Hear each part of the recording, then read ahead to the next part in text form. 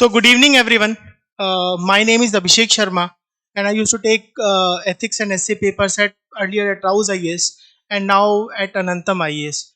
So, right now we have our 2025 Civil Services Mains paper in front of us, and just like every year, UPSC has come up with very unique, ingenious topics that they've taken with respect to our essay paper. So this session is important for the students who have given this attempt with us to analyze what they have written and what they could have written, right? To analyze it, to set up a benchmark. And more importantly, this session is for the future aspirants who are planning to give civil services examination in the subsequent years.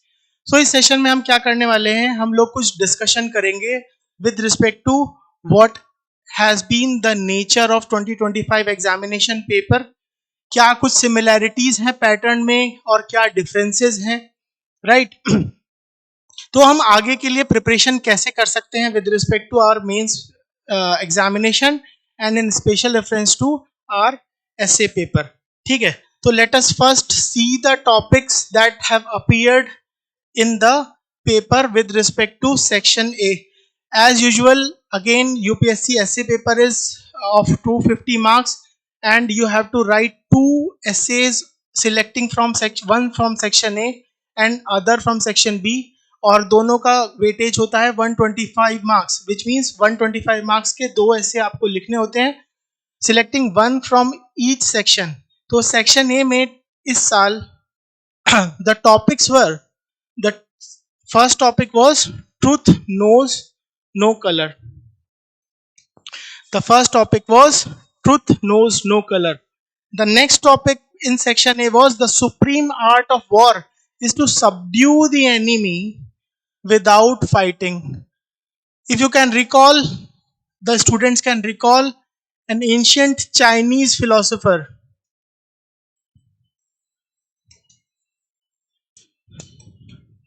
by the name of Sun Tzu. उनका statement है ये. Next, the third topic was thought finds a world and creates one also, which means कहीं ना कहीं UPSC ये कहना चाह रही थी, द पेपर सेटर ये कहना चाह रहा है कि थॉट के दो फंक्शन होते हैं.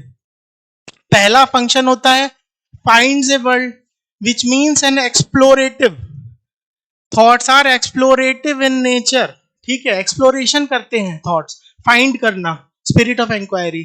और साइमल्टेनियसली एक और थॉट का फंक्शन है that it creates a new world also.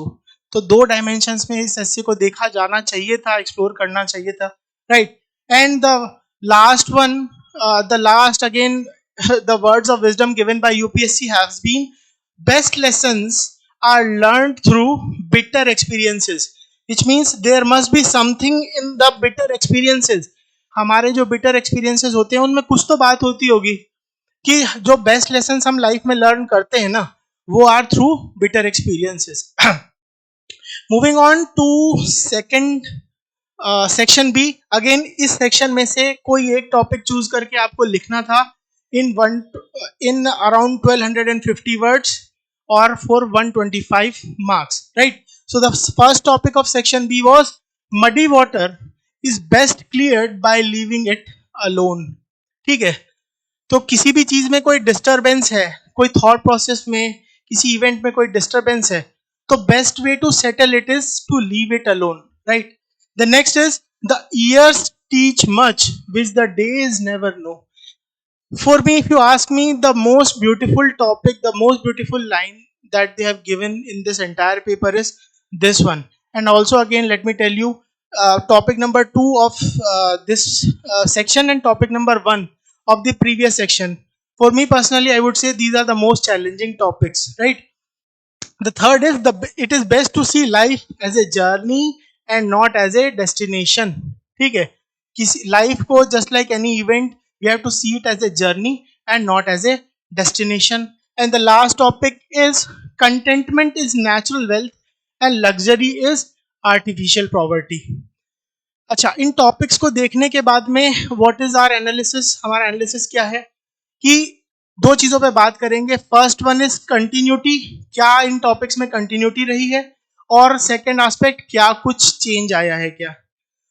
तो in the last 5 years UPSC का पैटर्न कैसा हो गया है, they have started to focus more on philosophical and abstract essays, और स्पेसिफिक और टॉपिकल एसेज में वो बहुत ज्यादा नहीं घुस रहे हैं.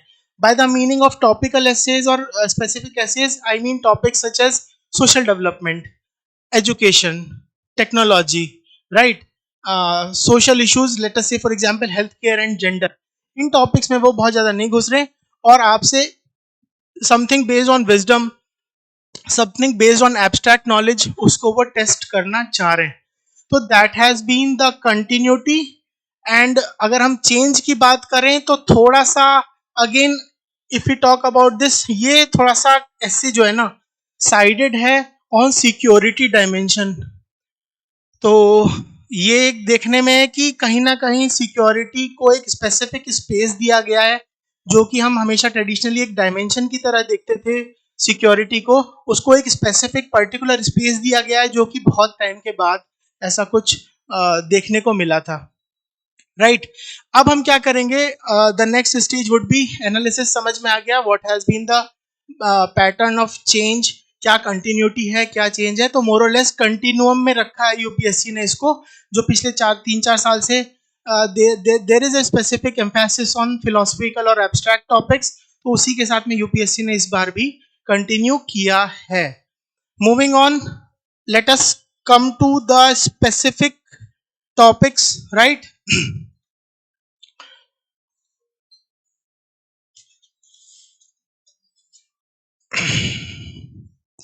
Let us move on to the first topic. The first topic of the paper was truth knows no color. ठीक है. And if you can relate with this story, there is this story again, जिसमें क्या होता है, the basic gist of this story is that there are 6 blind men. ठीक है. अब इस स्टोरी के थ्रू इस ऐसे के टॉपिक को समझने की कोशिश करेंगे with the help of negation as a tool. ठीक है. अब ये एक एलिफेंट है, सबको दिख रहा है, this is an elephant, and these are 6 blind man. और ये हर ब्लाइंड मैन अपने अपने बायसेस कैरी कर रहा है. ठीक है.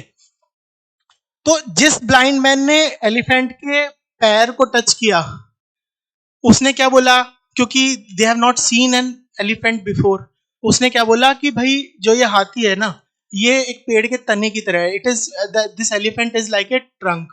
किसी ने उसके कान को, some of this one of this blind man he touch the ear of the elephant. उसने क्या बोला कि elephant is like a fan.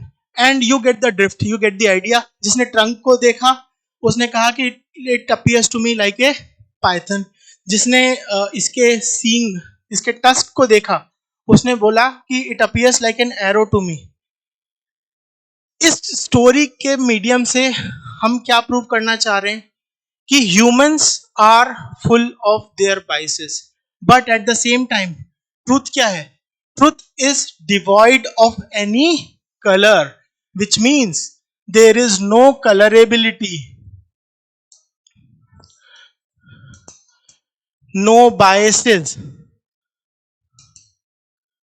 no prejudices in truth. ठीक है. तो हम क्या कर सकते थे, one of the ways to introduce this topic could have been this one particular anecdote that I have shared. Alternatively, हम और भी students could have used some other methods. For example, you could have used any quote with respect to truth. ठीक है, ऐसा कुछ कर सकते थे. क्या इसकी कुछ सिमिलैरिटी लग रही है किसी प्रीवियस ईयर अपीयर टॉपिक से किसी स्टूडेंट को? तो अगेन ट्रूथ जो है ना, this is basically a theme on which UPSC has consistently focused. जैसे for example in 2019 there was a topic wisdom finds truth.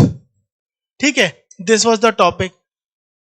तो कहीं ना कहीं UPSC was trying to connect wisdom, the paper setter was trying to connect wisdom with the truth, that there is something in wisdom, that wisdom or a wiseful person would be able to find truth. Now हमको ये topic explore करना है या open करना है, तो हम कुछ फंडामेंटल क्वेश्चंस को रेज करेंगे, ठीक है? तो सबसे पहले व्हाई इज इट सो, ऐसा क्यों है? सबसे पहले ask yourself a question, right? We will ask ourselves a question कि why is it so that truth knows no colour, ठीक है?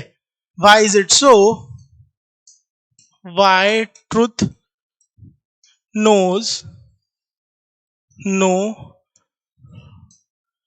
भाई अगर इसका हमने आंसर दे दिया, इसके डायमेंशंस डेवलप कर लिए, तो हमारे लिए आसान हो जाएगा वेरियस डायमेंशंस क्रिएट करना, बहुत सारे आर्गुमेंट्स देना और ऐसे को फर्दर डिटेल में डेवलप करना, ठीक है? तो there must be some qualities of truth, right? There must be some qualities of truth because of which we say that truth knows no colour. अब the students who have done मतलब ethics with us, they know that I have consistently emphasized in unit 1 as well that there are two schools of thought, that is moral universalism versus moral relativism. moral universalism क्या बोलता है? That moral universalism says कि there are certain fundamental truths and they are not subject to change, means truth is static, right? And moral relativism is the theory or philosophy which says that truth changes with time. There are truth changes with time or values change with time.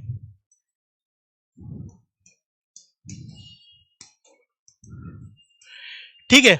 So there must be something in truth, कुछ तो होगा ऐसा truth में कि वो colour change नहीं करता है, या truth knows no colour.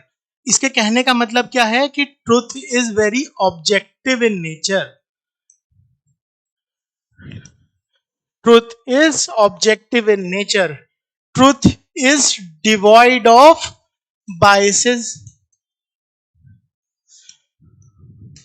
prejudices, right? Truth is objective.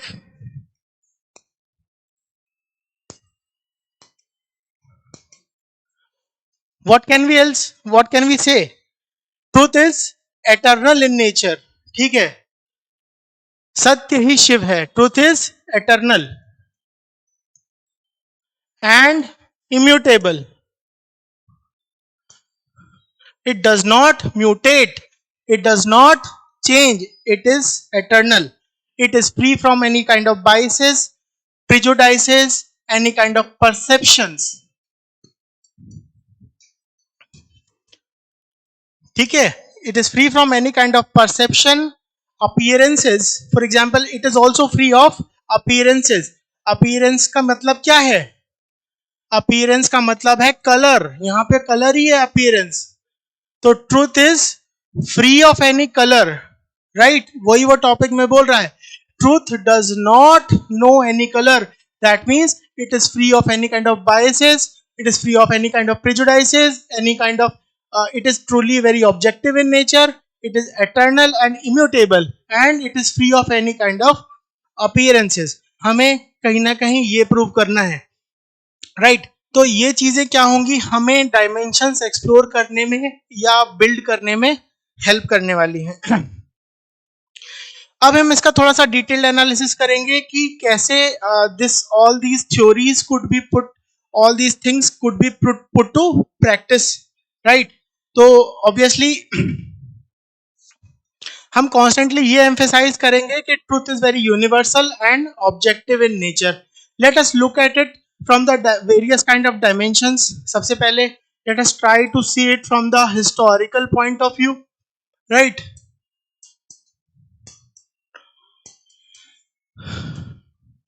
जब इस ऐसे को लिखेंगे, अगेन देखो कई तरीके होते हैं ऐसे को लिखने के, तो यहाँ पे ये प्रूव करना एक तरीके से चैलेंजिंग हो सकता है कि ट्रुथ नोज नो कलर, ठीक है, बट हम ये कह सकते हैं कि जितनी भी कलरफुल चीजें थी, जितनी भी बायस चीजें थी, जितनी भी नॉन ऑब्जेक्टिव इरेशनल चीजें थी, वो चीजें नेगेट हो गई और फाइनली हमारे पास एक ट्रुथफुल चीज आ गई. For example, if you look at the historical dimension with respect to this topic, can we say that the ancient Indian dictum of Satyameva Jayate, सत्यमेव जयते,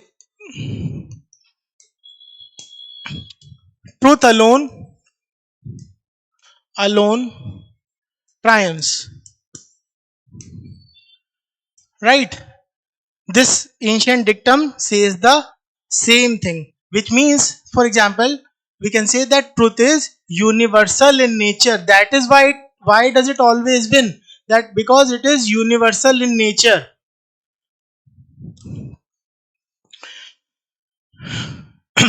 Similarly, what do our various Veds and Upanishads say? Veds and Upanishads, again, what do they say is that Vad Jayate Tattvabodh. It is through discussion, debate, and dialogue that we reach an eternal truth. Which means the path could be through debate and dialogue, but what do we reach through that path? हम उस path को चल के एक eternal truth को achieve कर लेते हैं, ठीक है. ये तो हो गया. फॉर एग्जाम्पल, हम इसको हिस्टोरिकल डायमेंशंस में कैसे खोल सकते थे. Now we can be move on, for example, to next dimension, that is social dimensions, to see that truth knows no colour. Pardon. Social dimension,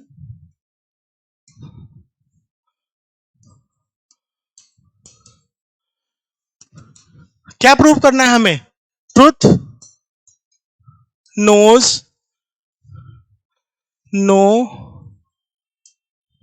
no colour. तो भाई कहीं ना कहीं हम ऐसे कुछ सोशल और सोसाइटी से हम कुछ ऐसे एग्जांपल्स देंगे कि जो भी कलरफुल चीजें थी, यहाँ पे कलर का मीनिंग लिटरल सेंस नहीं है. हमेशा ये सोचो, colour does not mean colour. Colour is an indicator. Colour किस चीज को इंडिकेट कर रहा है? कलर हमारी बायसेस को इंडिकेट कर रहा है, हमारे प्रेफरेंसेस को इंडिकेट कर रहा है, हमारी चॉइसेस को इंडिकेट कर रहा है, ठीक है, और हमारे मोस्ट इंपॉर्टेंटली प्रीजुडाइसेस को इंडिकेट कर रहा है. कलर इज ए सिंबल कि हमारे बायसेस और व्हाट, अब हमारी पर्सनल प्रेफरेंसेस होती हैं, चॉइसेस होती हैं. विच मीन्स, फॉर एग्जाम्पल, मुझे ब्लू कलर पसंद है, that means this is my personal preference, ठीक है. किसी को रेड कलर पसंद है, किसी को व्हाइट कलर पसंद है, राइट. सो दिस मीन्स हम यहाँ पे क्या बोलना चाह रहे हैं कि हमारी पर्सनल प्रेफरेंसेस हैं, बट टॉपिक क्या बोल रहा है? Truth knows no colour, which means truth is purely rational. No colour means it is purely rational, very objective, not biased. और ये भी कह सकते हैं कि इट इज डिफरेंस ब्लाइंड या कलर ब्लाइंड होता है ट्रुथ, ठीक है. Truth is colour blind. Truth sees the thing for what it is, not what it may be, what you would like for it to see, ठीक है. तो moving on, तो social dimension में हम इसको कैसे चेंज करेंगे कि जो चीजें कलरफुल थी या जो चीजें बायसेस पे बेस्ड थी, for example racial theory was based on certain perception या बायस. क्या था वो बायस? White man's burden,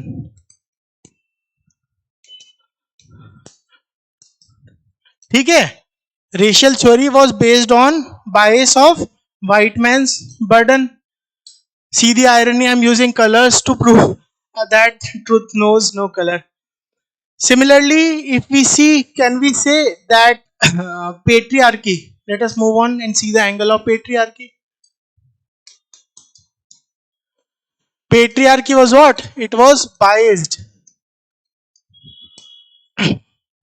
It was full of prejudices. Finally, क्या हुआ? This theory was shunted out,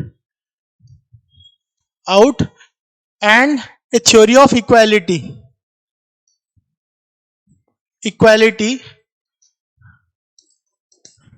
was established. तो हम क्या बोलना चाह रहे हैं? ट्रूथ क्या है? ट्रूथ पेट्रियार्की नहीं है. Truth is not patriarchy, truth is not bias, truth is not prejudice. Truth क्या है? Truth is equality. ठीक है, समानता का अधिकार, समानता असली ट्रूथ है. इस तरीके से हम इसको प्रूव कर देंगे. ठीक है. सिमिलरली और क्या एग्जांपल या डायमेंशंस ले सकते हैं इसमें हम? Caste system, class based distinction, ये सब सोशल डायमेंशंस ले सकते हैं. ठीक है. So these would be another some pointers for you to explore. This would act as a fodder material for you to explore this particular dimension. And with the help of this dimension हम क्या prove कर देंगे कि भाई ये सब जो चीजें थी, चाहे वो पेट्रियार्की हो, चाहे कास्ट सिस्टम हो, चाहे क्लास सिस्टम हो, ठीक है, those were based on human preferences and prejudices. Prejudicial theories थी वो, उनको वो कलरफुल theories थी, उनको हमने क्या किया? नेगेट कर दिया. और इससे एस्टैब्लिश क्या हो गया कि ट्रूथ नोज नो कलर. क्योंकि अल्टीमेटली क्या चीज एस्टैब्लिश हो गई? प्रिंसिपल ऑफ इक्वालिटी एस्टैब्लिश हो गया. Now can we move to another dimension, political dimension. Political dimension to explore this topic. Can we move to political dimension or governance वाला dimension to explore this topic? What would you say? क्या arguments दोगे? For example, हम अगर international relations के aspect में देखें तो क्या कलरफुल या कलर्ड या बाइज्ड नोशंस थे ट्रेडिशनल? ठीक है. superiority of one nation over the other. ठीक है. European countries over the colonies, यही तो था व्हाइट मैन्स बर्डन. या फिर जो थ्योरीज दी थी कि सिविलाइजेशन मिशन पे हम लोग निकले हैं कि एशियंस एंड अफ्रीकन्स क्या हैं? ये लोग सब स्टैंडर्ड ह्यूमन बींग्स हैं और हम लोग developed, mature and more emotionally intelligent human beings हैं. तो हम लोग निकले हैं इनको सिविलाइज करने के लिए भाई. ठीक है. तो ये जो था नोशन, ये कलरफुल नोशन था, ये बायस्ड नोशन था, जिसको ट्रुथ ने अल्टीमेटली रिजेक्ट कर दिया और डीकोलोनाइजेशन का प्रोसेस स्टार्ट हो गया. Can we give this example? ठीक है. सिमिलरली यूडीएचआर का principle, what is UDHR? UDHR is universal declaration of human rights. उसने क्या किया? ट्रेडिशनली इक्वल मॉरल वर्थ थी क्या इंडिविजुअल की? नहीं थी. ठीक है. एन अमेरिकन और ए यूरोपियन, यूरोसेंट्रिक वर्ल्ड था. तो यूरोसेंट्रिक लाइफ और European life mattered more than any other life. For example N Asian life और लैटिन अमेरिकन लाइफ और ए अफ्रीकन लाइफ. ठीक है.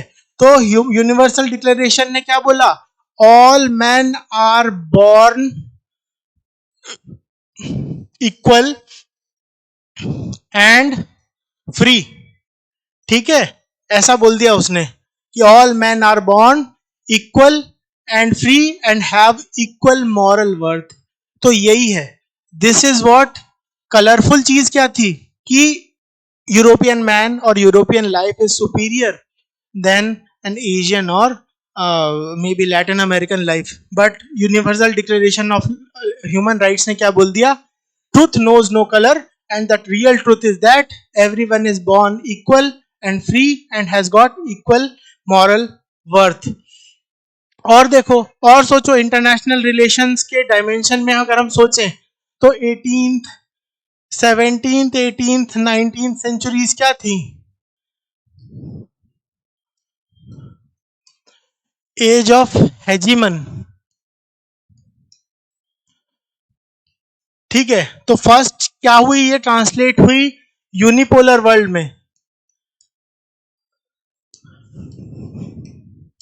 सबसे पहला फर्स्ट हेजिमन कौन था?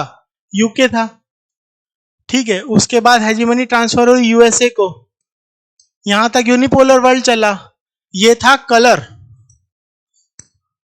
ठीक है। Colour means personal bias, preference और प्रिजुडाइज था। ये प्रिजुडिशियल नोशन था, ठीक है। उसके बाद हुआ क्या, अगेन एक नया नोशन आया बाइपोलर वर्ल्ड का। बाइपोलर वर्ल्ड में power was shared between two competing hegemons, two superpowers who were trying to establish the hegemony of one over the other, US and USSR, ठीक है। ये भी क्या था, एक कंस्ट्रक्टेड ट्रुथ था। It was a constructed truth जो इन्होंने अपने लिए एक पर्सनल नोशन बना लिया था, ठीक है।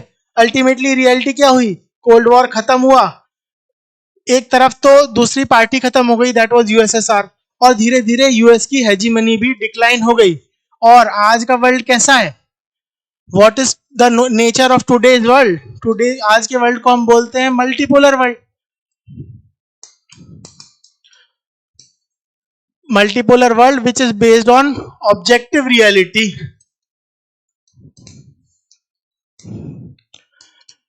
ठीक है। और इसका मैनिफेस्टेशन क्या बोल दोगे, ब्रिक्स।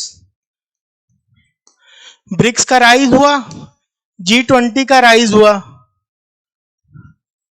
और G4 G7 ये सब ग्रुप्स क्या हो गए, बैकफुट पे चले गए हैं, ठीक है। तो hence proved that truth which is objective, it knows no colour, it is very objective, it is based on, for example, merits of the argument instead of narrowed or borrowed perceptions, right? ये करके हम third dimension हमारी अपनी देख चुके हैं, ठीक है। और कोई डायमेंशन एक्सप्लोर कर सकते हो क्या, you try to imagine and C,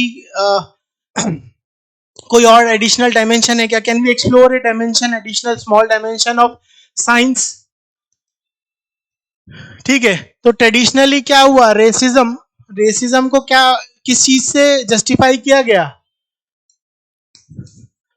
there were various colonial theories. Colonialism was not only a military project, it was also an intellectual project to establish the hegemony, ठीक है। तो पहले क्या किया गया, कलर्ड थ्योरीज दी गई, कलर्ड थ्योरीज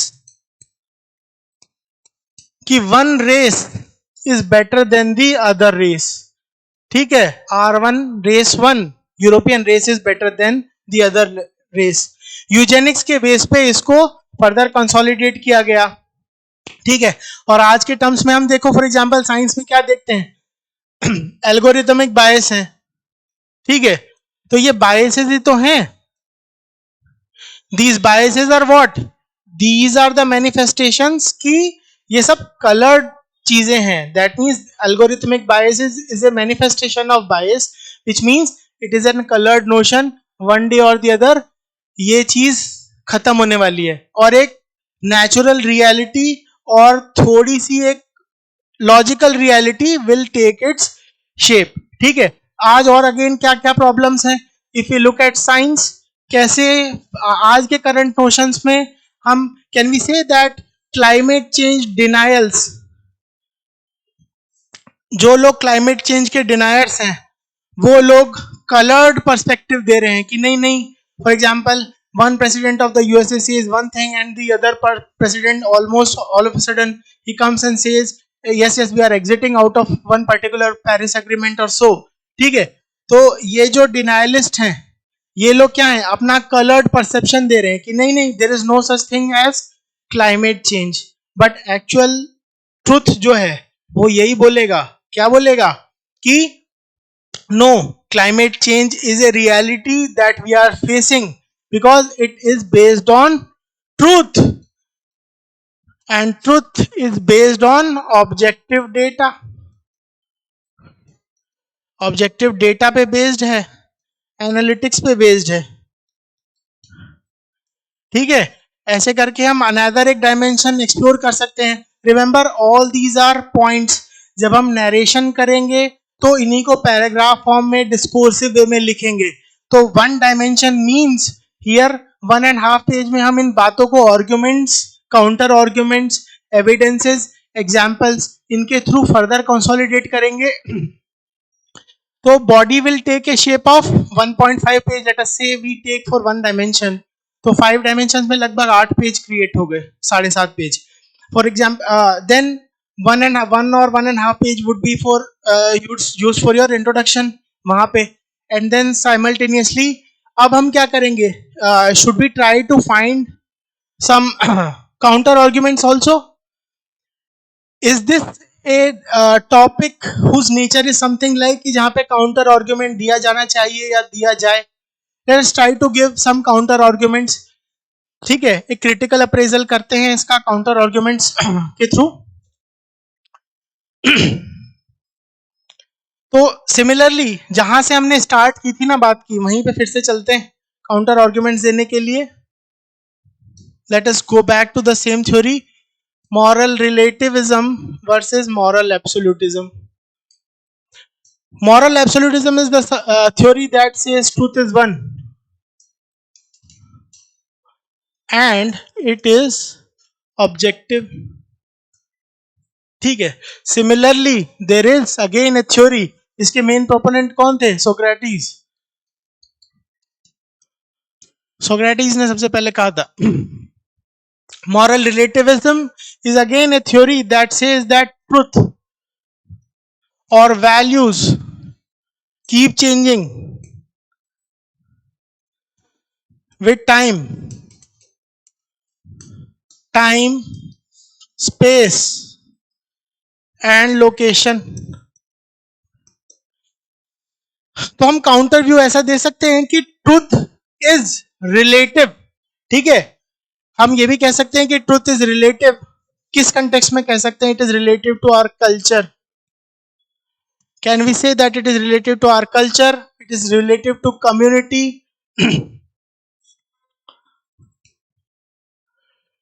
ठीक है, and location. There is again, we say that the value system of the world is again divided into the liberal world, ठीक है, the developing world, and then for example we also say that the value system of the Islamic world is very different from the liberal world order, right? तो हम ये कह सकते हैं कि truth is relative in nature. Again there are various philosophers. Postmodernist क्या बोलते हैं? पोस्ट मॉडर्निस्ट स्कॉलर्स कहते हैं कि there is no absolute truth,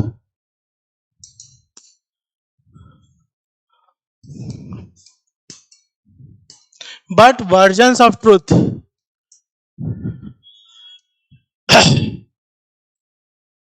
ठीक है, एब्सोल्यूट ट्रुथ कुछ नहीं होता. हर चीज जो है ना सोशल कंस्ट्रक्शन है. ट्रुथ भी जो है सोशली कंस्ट्रक्टेड है. ठीक है. Historically, if we see, there is a saying which goes as history is written by the victor. और हिस्ट्री क्या है? आज हम जिसको ट्रुथ मान रहे हैं वो कल शायद कुछ और था. वो विक्टर जो जीत गया उसने हिस्ट्री लिख दी, उसी को हम आज ट्रुथ मान रहे हैं. तो कंटिन्यूसली ट्रुथ का भी रीचेक, एक चेक होते रहना चाहिए उसके ऊपर. I don't know if you know or not, there is a very famous philosopher by the name of Albert Camus.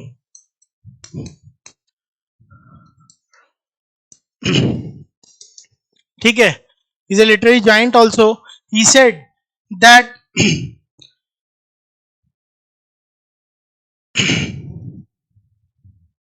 there are truths but no truth. There are truths but no. There are truths means there are plurality of truths.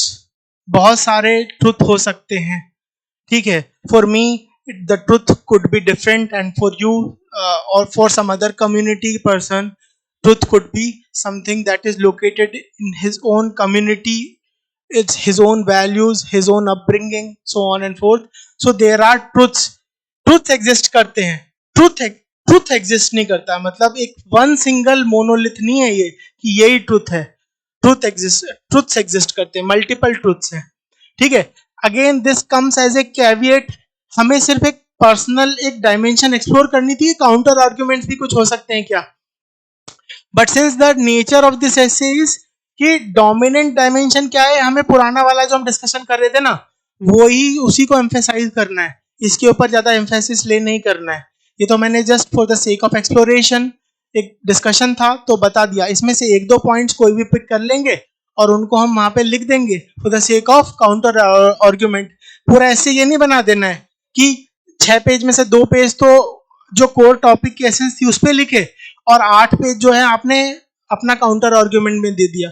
तो critical appraisal only comes after appraisal. Appraisal पहले करोगे, mainly 70 to 80% of your body would be going to the going for the proving कि truth knows no colour, और rest 10-15% of the body would be going for limited critical appraisal की नहीं भाई थोड़ी सी कुछ और बातें भी हैं, इनकी भी बात सुन ली जाए। पोस्ट मॉडर्निस्ट को भी सुन लो, कामू को भी सुन लो, ठीक है, मॉरल रिलेटिविस्ट लोगों को भी सुन लो, वो भी कुछ बोलना चाहते हैं, ठीक है। ये सब कहते हुए हम क्या करेंगे, अब फिर फाइनली इन बातों को कंक्लूड कर देंगे, ठीक है। और कंक्लूजन करते समय क्या बोलेंगे, कंक्लूजन करते समय हम एक तरीके से वे फॉरवर्ड बोलेंगे, फिर हम अगेन दोबारा कहाँ आने वाले हैं, again will come to the topic truth knows no colour. अगर ये बात सच है तो टू एस्टेब्लिश दिस अगेन हम आज क्या बोलेंगे, what is the current situation today. हम अभी हम आज कहां रह रहे हैं, हम एक पोस्ट ट्रुथ वर्ल्ड में रह रहे हैं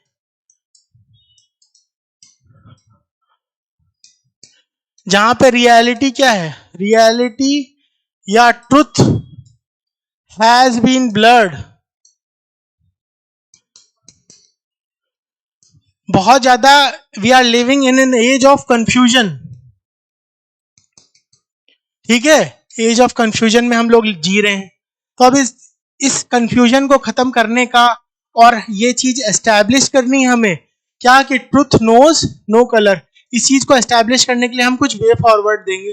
what do we do now, अब हम क्या करें ऐसा कि फिर से ये जो फाउंडेशनल डिक्टम है, फाउंडेशनल नोशन है कि सत्य ही परम है, परम ही सत्य है, ठीक है, सत्यमेव जयते को री एस्टैब्लिश करने के लिए हम क्या करेंगे, तो सॉल्यूशन सेंट्रिक अप्रोच की तरह हम कंक्लूड करने की कोशिश करते हैं, ठीक है।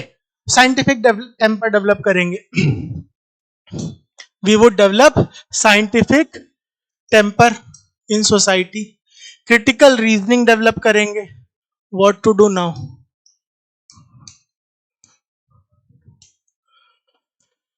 To establish that truth knows no colour. तो हम साइंटिफिक टेम्पर, क्रिटिकल रेशनैलिटी, इन सब चीजों को एस्टैब्लिश करेंगे, डेवलप करेंगे, वैल्यू इनकलकेशन करेंगे।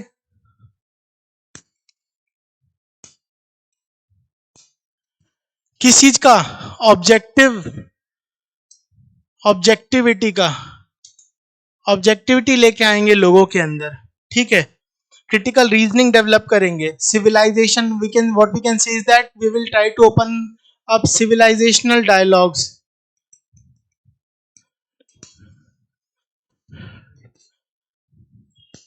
so that we could come at a conclusion that truth knows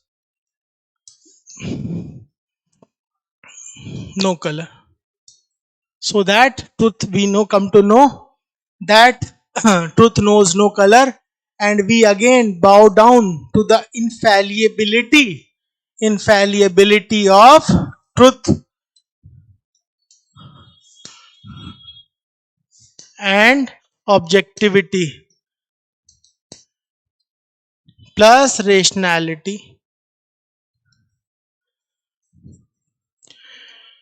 इसी स्पिरिट में developing scientific temper, critical reasoning, you can also connect it with certain what else we can do, ठीक है।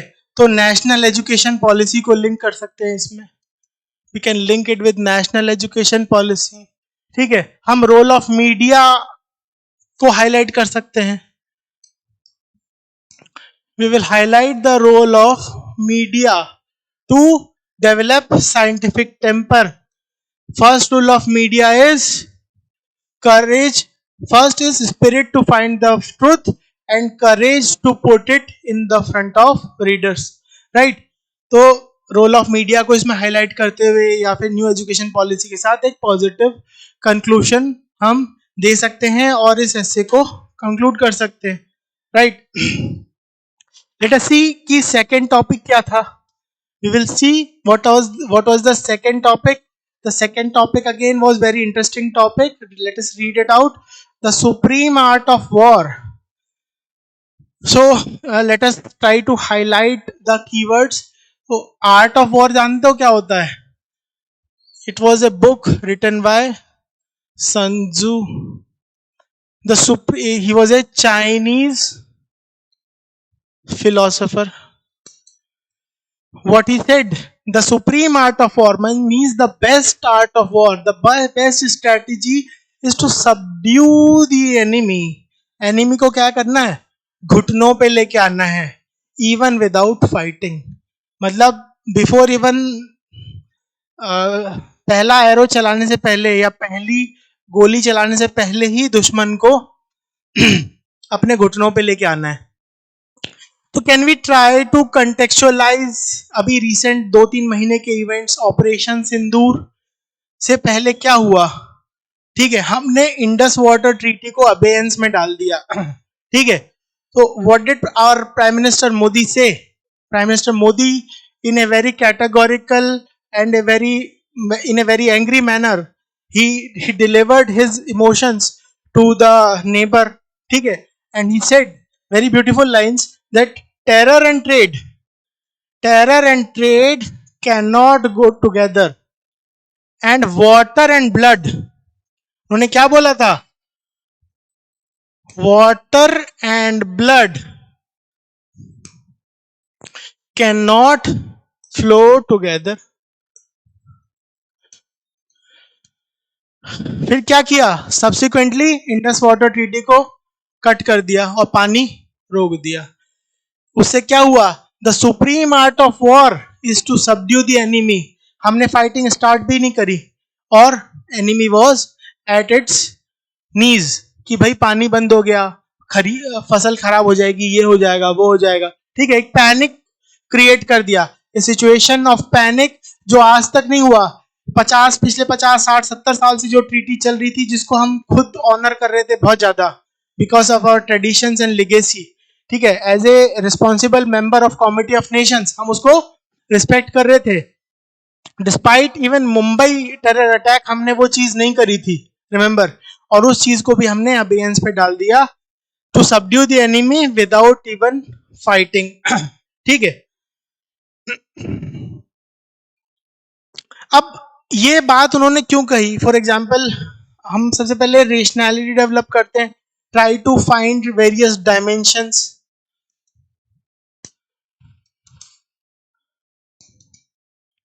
The wise of the essay. ऐसा क्यों है कि ये कहा गया that the supreme art of war is to subdue the enemy without fighting? क्यों कहा गया होगा भाई? The first reason is fight. War कोई अच्छी चीज थोड़ी ना होती है. वॉर क्या गंदी खराब चीजें लेके आती है. War is associated with human misery, human plight, human suffering. ठीक है, why is it best strategy to fight, to subdue the enemy, to eliminate or to defeat the enemy even without fighting? Why is it so? Because wars are costly in terms of economy, in terms of material loss, in terms of military losses, in terms of development also, and human suffering, ultimately human suffering. तो ये सब Wars के negative outcomes होते हैं. ठीक है, और इन्हीं सब से बचने के लिए हम क्या करते हैं? हम ये करते हैं कि we try to subdue the enemy even without pulling the trigger once.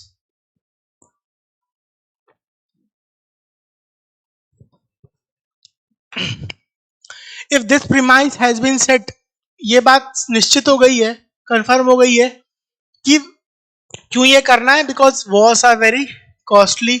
War every war comes at a huge cost. तो फिर हम बोलेंगे कि what are the various strategies,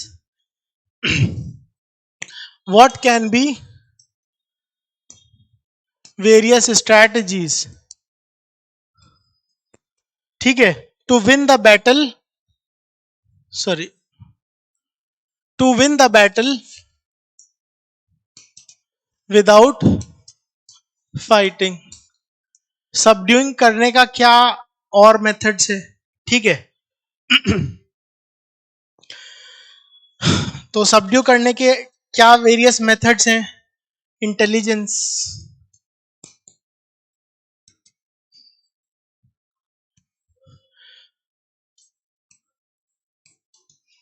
tactics, treaties, ठीक है, साइकोलॉजिकल वॉरफेयर,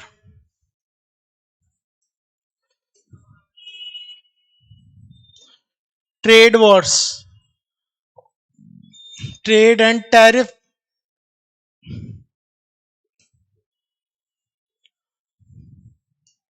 ठीक है. और क्या हो सकता है? What can be other example?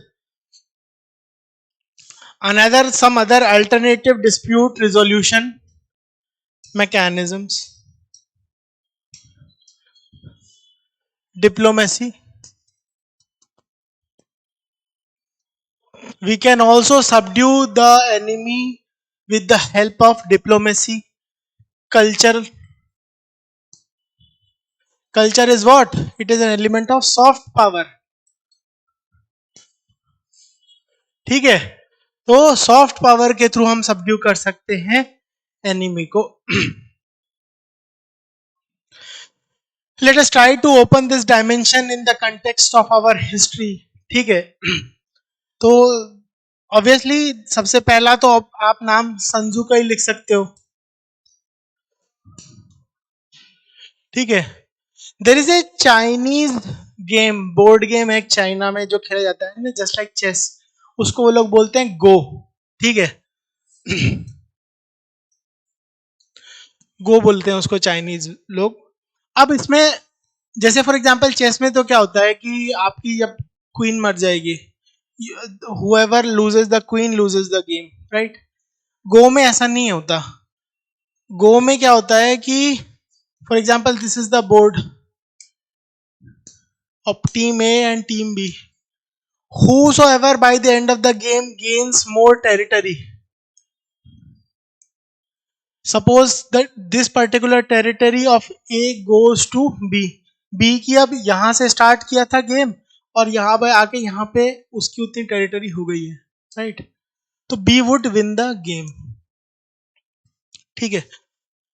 So again China क्या करता है? ये सेम स्ट्रेटेजी एम्प्लॉय करता है कि through the help of soft loans, through the help of projects like BRI, वो क्या करता है? लैंड को ग्रैब कर लेता है. जैसे ही फॉर एग्जांपल एक small island nation like Maldives उसको लोन दे दिया और डिफॉल्ट हो गया, तो टेरिटरी कैप्चर कर ली. हम्बन तोता का के साथ क्या किया? Hambantota port of Sri Lanka, right. Again it was transferred to China, ठीक है. तो best way to subdue the enemy is even without firing a bullet. If we see it in the historical context, for example, for India, Buddha or Buddhism ruled not just China, Tibet, ठीक है. We ruled China, Tibet, Southeast Asia, even till Japan by cultural influence, by the soft power, by the cultural influence. Similarly, the peaceful method of Gandhi ji, right? Gandhi ji, Bapu, Did he fire a single bullet? Did he fire a single bullet to defeat the world's mightiest empire? No. The best way to subdue the enemy is to kill its will. The supreme art of war is to subdue the enemy without fighting. Gandhiji, without even fighting a single bullet, won us independence. ठीक है? Move on to next dimension. Let us try to explore it in the dimension. Again, this was a cultural element, what we discussed previously, right? In terms of cultural hegemony or culture, let us try to see some more examples through the lens of history.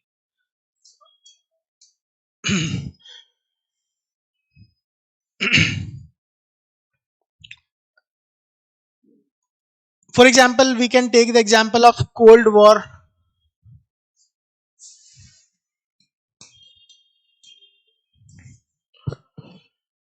Each country came out with containment plan.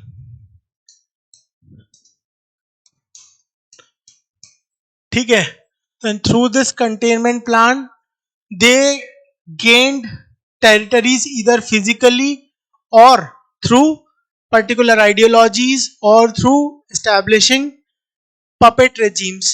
So the best way to win over the enemy is win the war is to subdue the enemy. Again, we are trying to constantly consolidate and validate that the best way is to subdue the enemy without fighting. क्योंकि direct fighting अगर खुल जाती है तो no nation is that strong even economically or militarily कि वो continuously perpetually war में engage रहे because it has got humanitarian cost, it has got economic cost. ठीक है, तो various cost are involve in fighting. तो होगा क्या, हमें अगर फाइट करनी, सबड्यू करना है ना एनिमी का को तो best way is to do it through other means. For example like containment plan. ठीक है, we can also give example of Cuban missile crisis.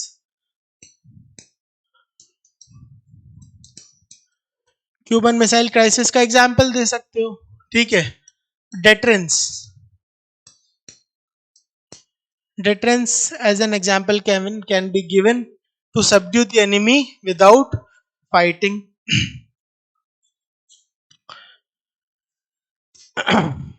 Can we take another example of diplomacy, that how diplomacy is one of the best ways to subdue the enemy even without fighting. ठीक है, तो statecraft क्या है? What is the meaning of statecraft?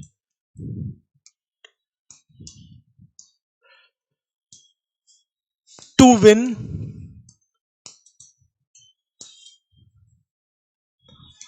Favours. देखो, ultimately nation क्या करना चाहता है? नेशन अपना नेशनल इंटरेस्ट को सिक्योर करना चाहता है. अब again the topic is somehow in one way और द अदर सेइंग कि नेशन को अपना नेशनल इंटरेस्ट सिक्योर करने के लिए कई तरीके हैं. There are multiple ways. ठीक है, war is one of the ways, but इसकी जरूरत ही नहीं पड़नी चाहिए. आप अपनी डिप्लोमेसी को स्ट्रॉन्ग करो, आप अपनी इंटेलिजेंस को स्ट्रॉन्ग करो, अपनी आप साइबर सिक्योरिटी को स्ट्रॉन्ग करो. ठीक है, so diplomacy is the best way to gain favors with other your enemy countries or your favoring countries. इसको validate करने के लिए you can again take the example of Kautilya's theories as well, right? What else can we see in this dimension? Again we can go and validate जहां से हमने introduction start किया था ना, water and blood cannot flow together. वहीं पे जाके दोबारा हम इसको फर्दर वैलिडेट कर सकते हैं कि with the help of this dictum या फिर with the help of this doctrine हमने सबड्यू कर दिया एनिमी को, right? Can we have a look at this from the economic aspect? What are the various tools of economy which with we can subdue the enemy so that we don't need to fight. ठीक है, तो the elements are sanctions, जो कि अभी president Trump ने हमारे ऊपर लगा रखे हैं. They're feeling, they're thinking that sanctions are going to work on India, right? So again, we are smart people, will balance it out, will find a way, right? Trade wars.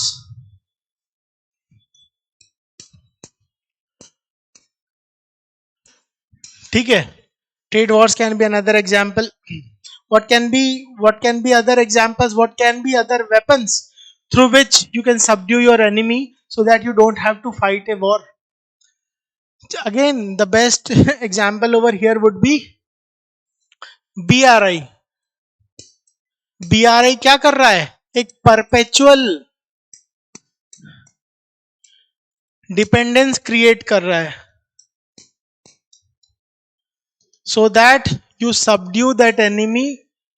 हर कोई उसकी orbit में आ जाए, हर कोई उसकी periphery में आ जाए, ठीक है, so that no one fights with them and they can extract gains whenever and जब भी उनको लगे और जहां भी लगे, they can extract those gains. Again, diplomacy में एक I just recalled, डिप्लोमेसी में you can give an example of China's wolf warrior diplomacy.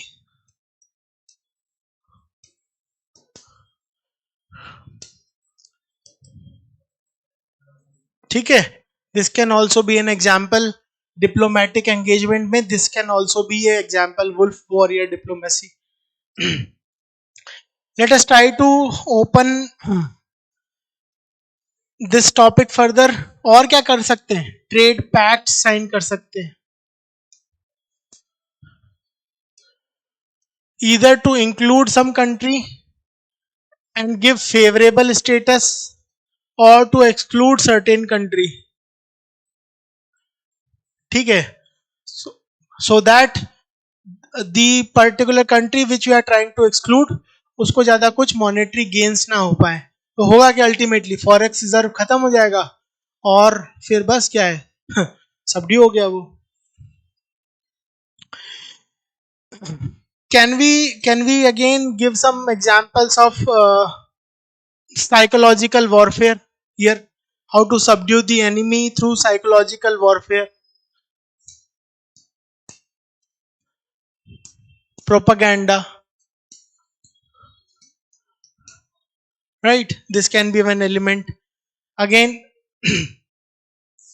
psychological or cultural. Soft power development. For us it is what?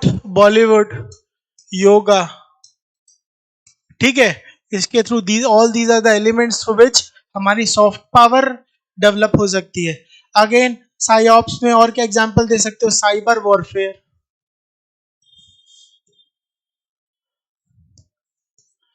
Cyber warfare can be one example.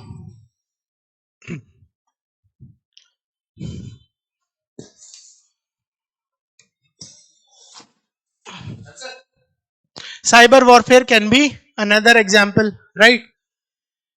Again अभी देखो, for example recent चीजों से हमें link करना है. One second. हमें और बहुत सारी चीजों से, for example will try to link it with various current affairs. Constantly जो बच्चे करंट अफेयर्स पढ़ते हैं ना, तो उससे फायदा ये होता है कि उनको एग्जांपल्स आते रहते हैं बीच बीच में. आप लोगों में से किसी ने, इफ यू रिमेंबर और नॉट, आई डोंट नो, एक ऑपरेशन स्पाइडर वेब था, ठीक है? ऑपरेशन स्पाइडर वेब, ठीक है? यूक्रेन ने क्या किया? To subdue the enemy, enemy was Russia, इन्होंने ड्रोन चलाए. Drone warfare, AI warfare, info warfare, और very cheap and effective drones के थ्रू रशिया का टीयू टुपोलोव 160, क्या है ये न्यूक्लियर कैरियर वेपन है, न्यूक्लियर कैरियर एयरक्राफ्ट है, न्यूक्लियर बॉम्बर है, स्ट्रेटेजिक बॉम्बर बोलते हैं इसको. टीयू 160 का पूरा पूरा बेस उड़ा दिया उन्होंने, ठीक है? The best strategy to subdue the enemy was through इन नई जनरेशन क्या है, AI warfare, swarm warfare, drone warfare, ठीक है। तो this is what is the future of war. और इसी के साथ साथ धीरे धीरे हम क्या करेंगे ना, कंक्लूजन की तरफ भी बढ़ जाएंगे। साइंस एंड टेक की थीम को पकड़ते हुए हम कंक्लूजन की तरफ बढ़ जाएंगे कि अब क्या हो रहा है, what is the current situation now. War में एआई इंट्रोड्यूस हो गया है, ठीक है। वॉर में मशीन लर्निंग, रोबोटिक्स,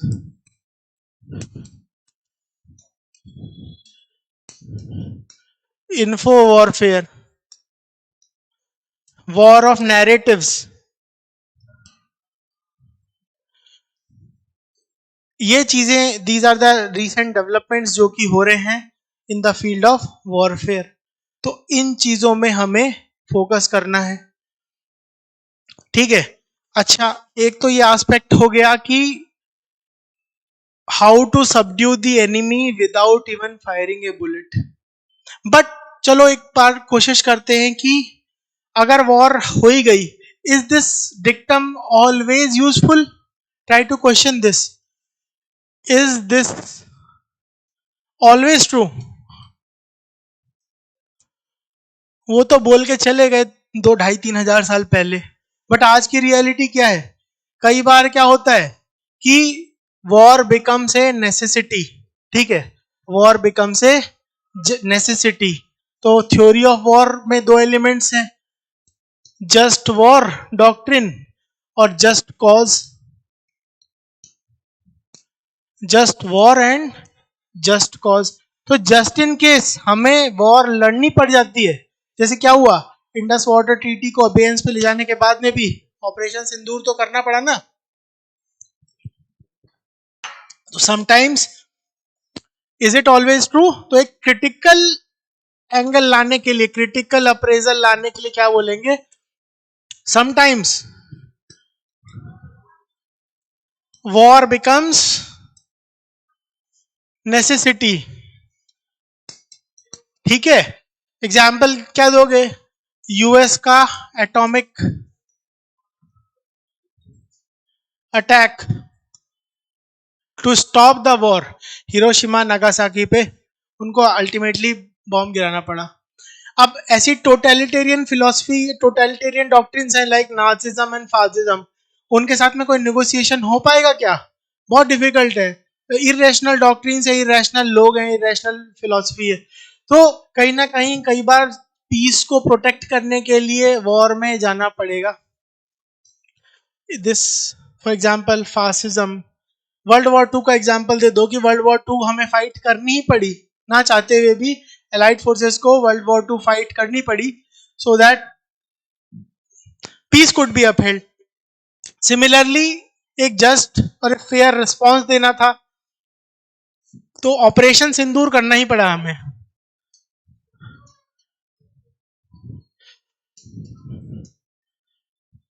सबड्यू करेंगे, कोशिश करेंगे, इंडस वाटर ट्रीटी सब कुछ करेंगे। वो रामचरितमानस में सुना ही होगा कि भय बिन होए ना प्रीत। तो कई बार प्रीत के लिए भय को का होना पड़ता है, राइट। तो लास्टली ऑपरेशन सिंदूर हमें करना ही पड़ा, ठीक है। तो ये तो एक क्रिटिकल एस्पेक्ट हो गया कि भाई हमने सारी डायमेंशंस इंट्रोडक्शन कर दिया। आप बहुत सारे वेरियस मेथड से कुछ एनेक्डोट्स के थ्रू इंट्रोडक्शन कर सकते थे, what ever you would have chosen, right. अब उसके बाद क्या था, हमने वेरियस डायमेंशंस में इसको एक्सप्लोर किया कि किन किन डायमेंशंस में हम ऐसा एस्टेब्लिश कर सकते हैं कि the best way to win the battle is even without subduing the enemy, even without fighting. It could be cultural diplomacy, it could be through societal things, it could be through diplomacy, it could be through UN intervention, it could be through non-direct conflict या non-military conflicts, ऐसा कुछ भी, ठीक है। But then how do we conclude this topic? Conclusion कैसे करेंगे कि एक fair, just and reasonable world order, एक ग्लोबल वर्ल्ड ऑर्डर बनाना है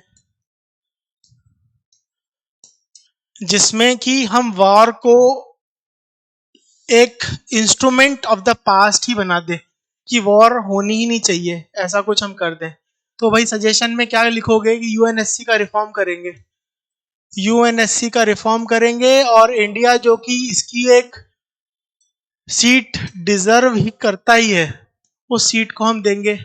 ठीक है, यूएनएससी रिफॉर्म होगा, स्ट्रेंथन होगा, स्ट्रेंथनिंग करेंगे, रिफॉर्म करेंगे यूएन में।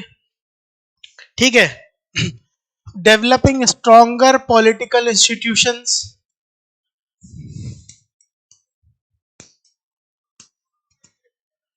पॉलिटिकल इंस्टीट्यूशंस बिल्ड करेंगे।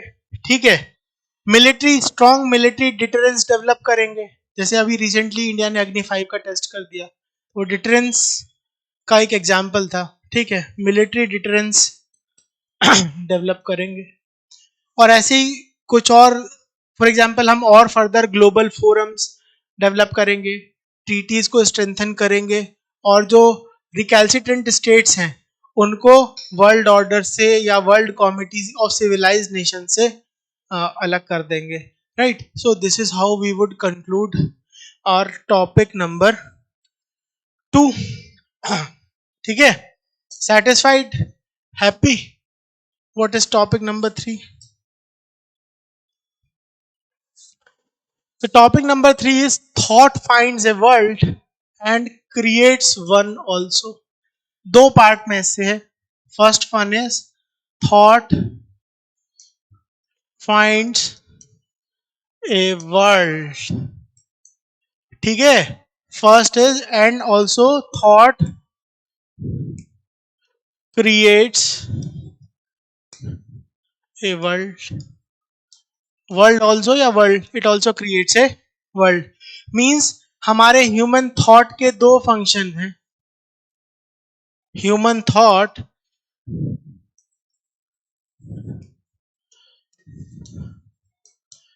के दो फंक्शन हो गए।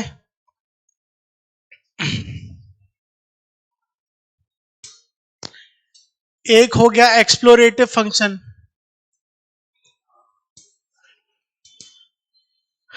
फाइंडिंग। फाइंडिंग मींस एक्सप्लोर करेगा। थॉट क्या कर रहा है? एक्सप्लोरेटिव फंक्शन कर रहा है कि जाके ढूंढ रहा है वर्ल्ड को। ठीक है, world as in new world या कुछ न्यू डायमेंशन। ठीक है, एक्सप्लोर कर रहा है, एक्सप्लोरेटिव है। और दूसरा क्रिएट्स, तो दूसरा फंक्शन थॉट का क्या हो गया? It is constructive also.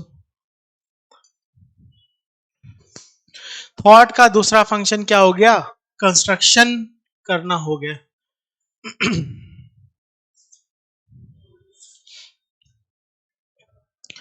Introduction कैसे करोगे?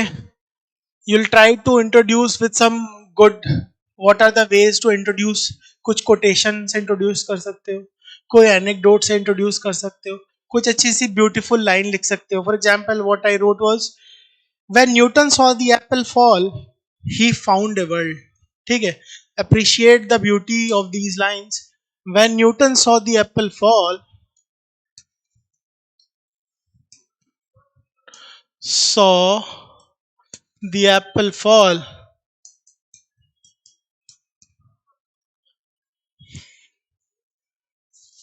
he found a world.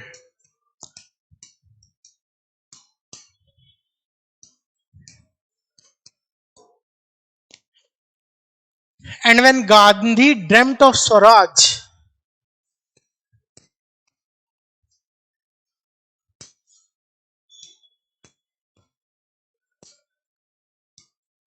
Swaraj, he created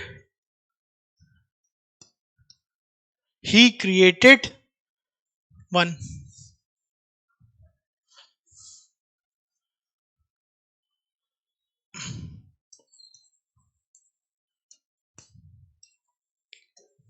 ठीक है, तो पहली लाइन में हमने क्या वैलिडेशन किया?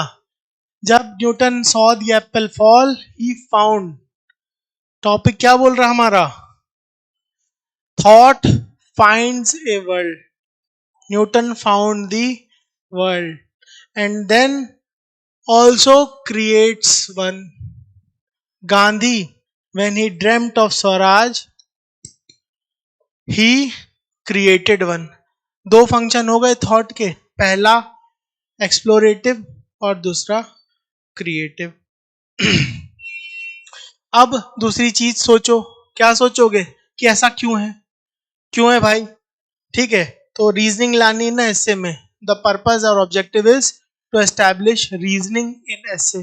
जब तक रीजनिंग नहीं लाओगे तो मतलब मजा नहीं आता पढ़ने में। Why is it so?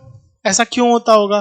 Why is it so that we say that human thought finds a world and also and creates one also?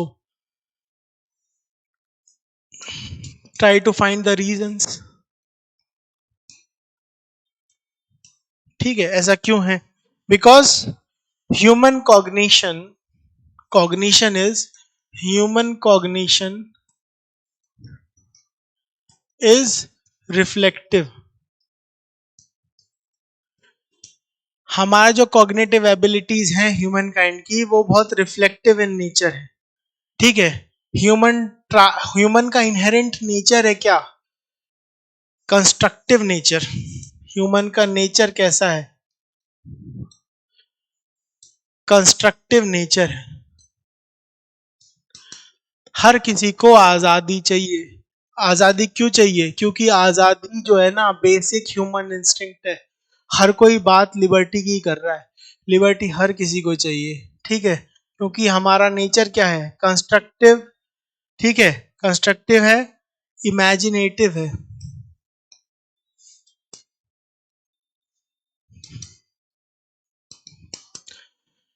Human kind का नेचर कंस्ट्रक्टिव है। He tries to explore, he tries to be constructive, he tries to be imaginative.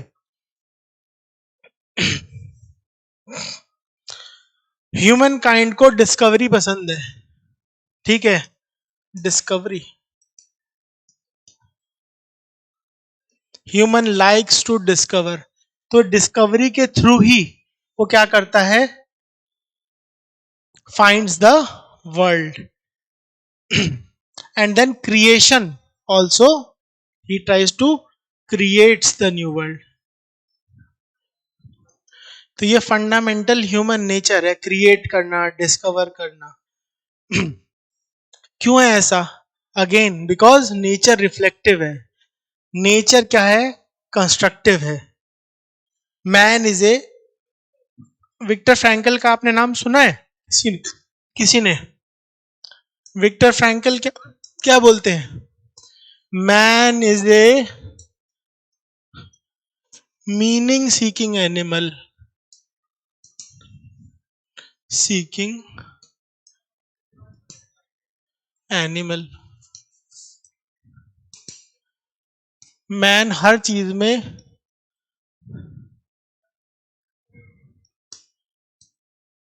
Meaning सीख कर रहा है। ठीक है, human being हमेशा अपने आप को एक थॉटफुली और थॉट से कंस्ट्रक्ट किया हुआ वर्ल्ड बनाना चाहता है। वाई? बिकॉज थॉट्स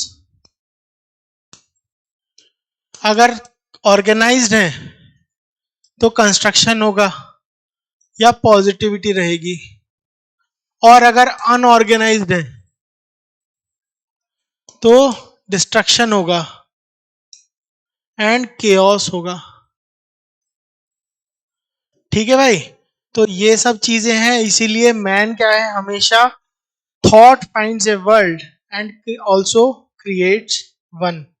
और थॉट्स का नेचर है एक्सप्लोरेटिव भी हो सकता है और ट्रांसफॉर्मेटिव भी हो सकता है। तो ये तो हो गई रीजनिंग।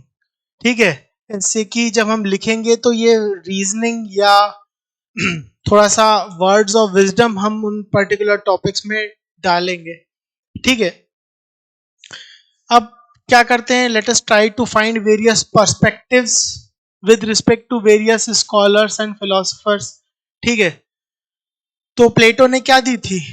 थ्योरी ऑफ आइडियाज या फॉर्म्स दिया था। तो ये एक हमारा थिंकिंग टेम्पलेट डेवलप हो गया कि हम सोचें in terms of what are the various schools which have said about formation of thoughts and the purpose of thoughts. Descartes क्या बोलते हैं? कि I think therefore I am. अब वो why he says so? Because thinking is the fundamental thing about humankind. ठीक है, इसीलिए that is why it is said कि thought finds a world and also creates one. तो thought का एक fundamental importance है. Even in the theory of Plato, theory of form or theory of ideas, or in the philosophy of Descartes, or in the philosophy of Hegel. Hegel is what? Hegel. What does Hegel say? History is the unfolding of human spirit. और या फिर history, पूरी entire history ही क्या है? History is nothing but unfolding of human spirit. ठीक है, human spirit कह लो इसे या फिर ह्यूमन थॉट कह लो. ये है थॉट का फंक्शन. चाहे इसको आप एक्सप्लोरेटिव बोल लो या कंस्ट्रक्टिव बोल लो. entire civilizational history is only about exploration of thoughts या फिर exploration of world or construction of new world. Again, Vedanta की थ्योरी क्या बोलती है? सिमिलरली वेदांता की भी थ्योरी यही बोलती है कि world is shaped by thoughts. Our world is shaped by Vedanta.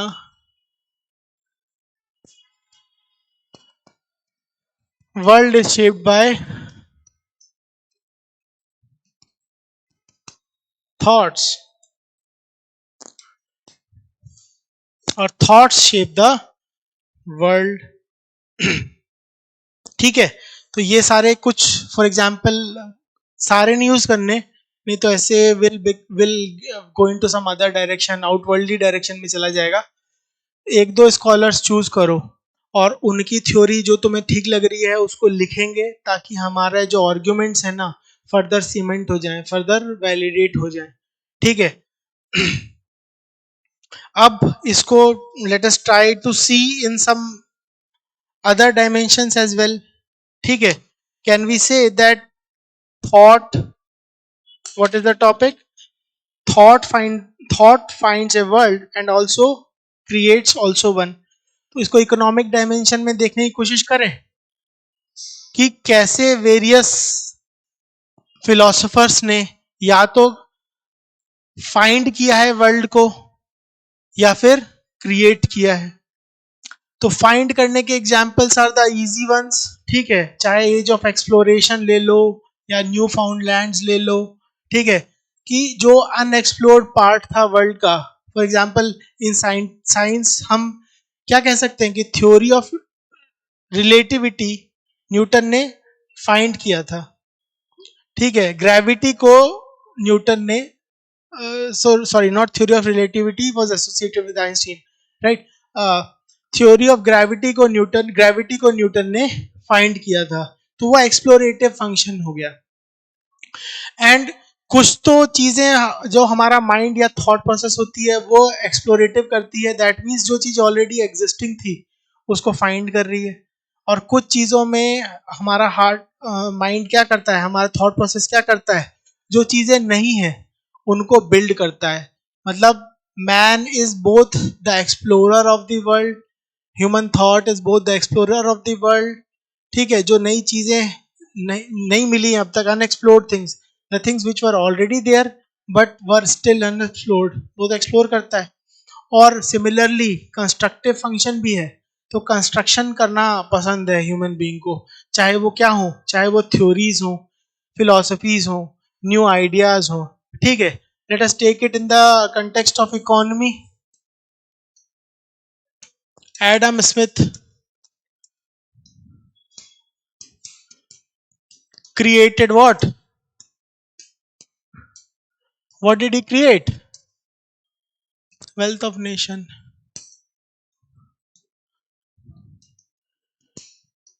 या कैपिटलिज्म. कीन्स, इनकी थ्योरी में कुछ प्रॉब्लम्स थी. एक नया वर्ल्ड तो क्रिएट हुआ बट वो थोड़ा सा डिस्ट्रीब्यूटिव वर्ल्ड नहीं था. ठीक है, तो कीन्स ने क्या क्रिएट किया? वेलफेयर इकोनॉमी क्रिएट की, वेलफेयरिज्म क्रिएट किया. क्रिएटर क्रिएटर पे फोकस है, ठीक है।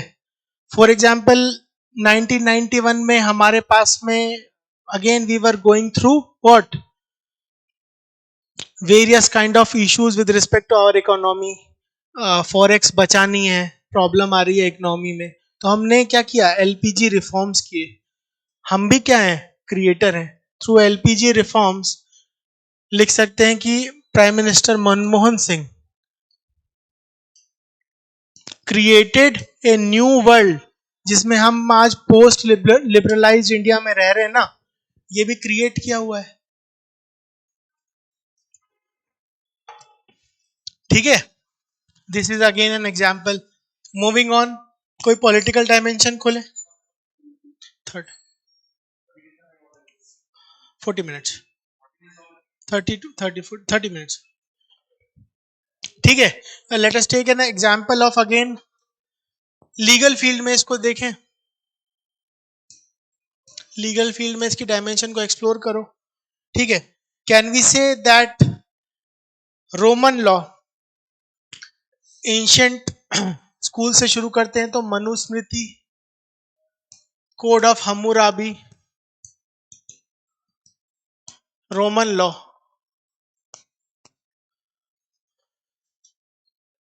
तो किया क्या, इधर मैन ने दो चीजें करी, या तो एग्जिस्टिंग वर्ल्ड था उसको फाइंड किया, और अगर नहीं था या कुछ नहीं था, ठीक है, तो उसको क्रिएट किया। तो यहाँ अगेन ये एग्जाम्पल ऑफ क्रिएशन है।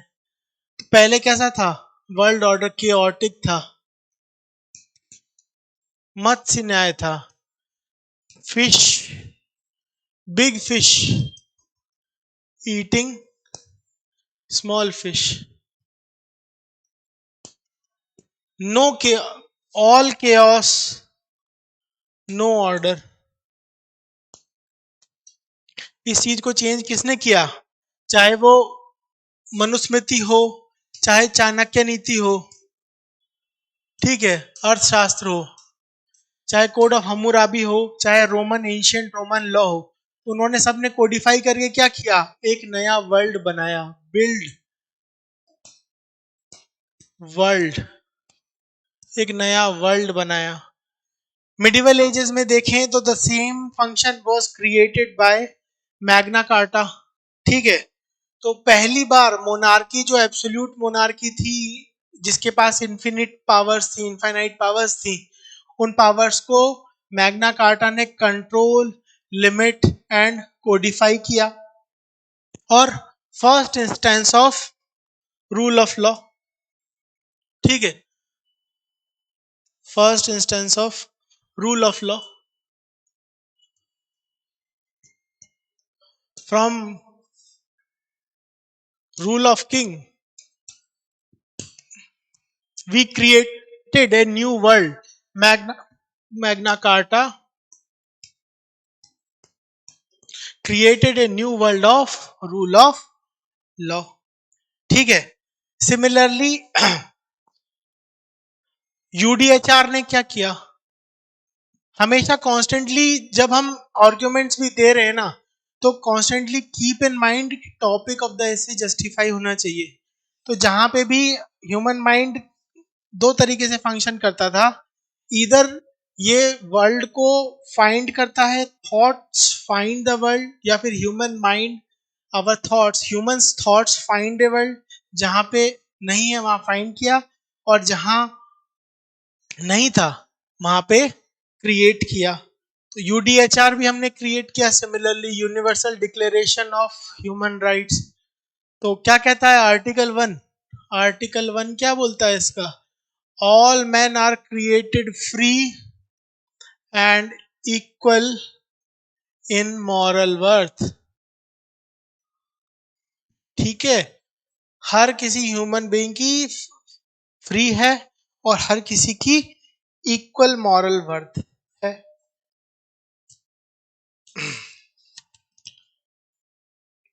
इसको एक आध दो और डायमेंशंस पे जाके ट्राई करते हैं एक्सप्लोर करने का। Another dimension again can be related to technology or digital change. तो हम कह सकते हैं क्या कि एआई क्या कर रहा है, एक नया वर्ल्ड ही फॉर्म कर रहा है। ठीक है, टेक्नोलॉजी 21st सेंचुरी, आज की डेट का उसी का सिमिलर मैनिफेस्टेशन क्या है? 16 15 16 सेंचुरीज में रूल ऑफ लॉ एस्टेब्लिश हो रहा था, तो नया वर्ल्ड बन रहा था। आज क्या हो रहा है?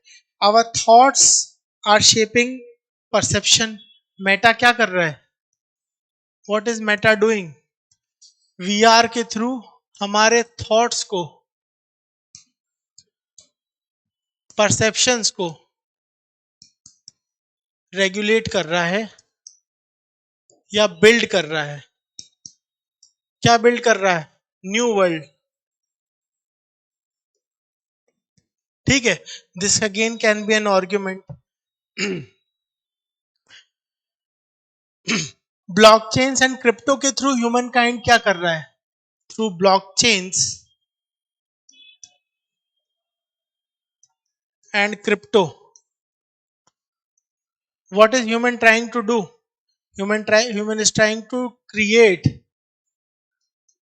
a new economic order. ठीक है, human kind is trying to create a new economic order. इसी सेंस में और एक दो dimensions you can try and explore और ऐड फर्दर। वैसे तो I believe 5 dimensions have been covered. ठीक है, अच्छा, let us try to explore कि कोई काउंटर डायमेंशन हो सकती है क्या? Can there be any counter arguments to this hypothesis that man thoughts have a dual function? First function is to find a world, and the second function is the creative function, that is, it also creates a new world. Can there be any counter arguments to this hypothesis? Counter तो नहीं कर सकते, but complementary arguments दिए जा सकते हैं कि thoughts alone, counter लिख लेता हूं मैं, बट काउंटर नहीं है, कॉम्प्लीमेंट्री है ये, कि thoughts alone we can dwell into this aspect that thoughts alone can not create world. Thoughts से केवल कुछ नहीं होगा। ठीक है, thoughts have to be translated into action. Action से होगा भाई। ठीक है, एक्शन, विजन,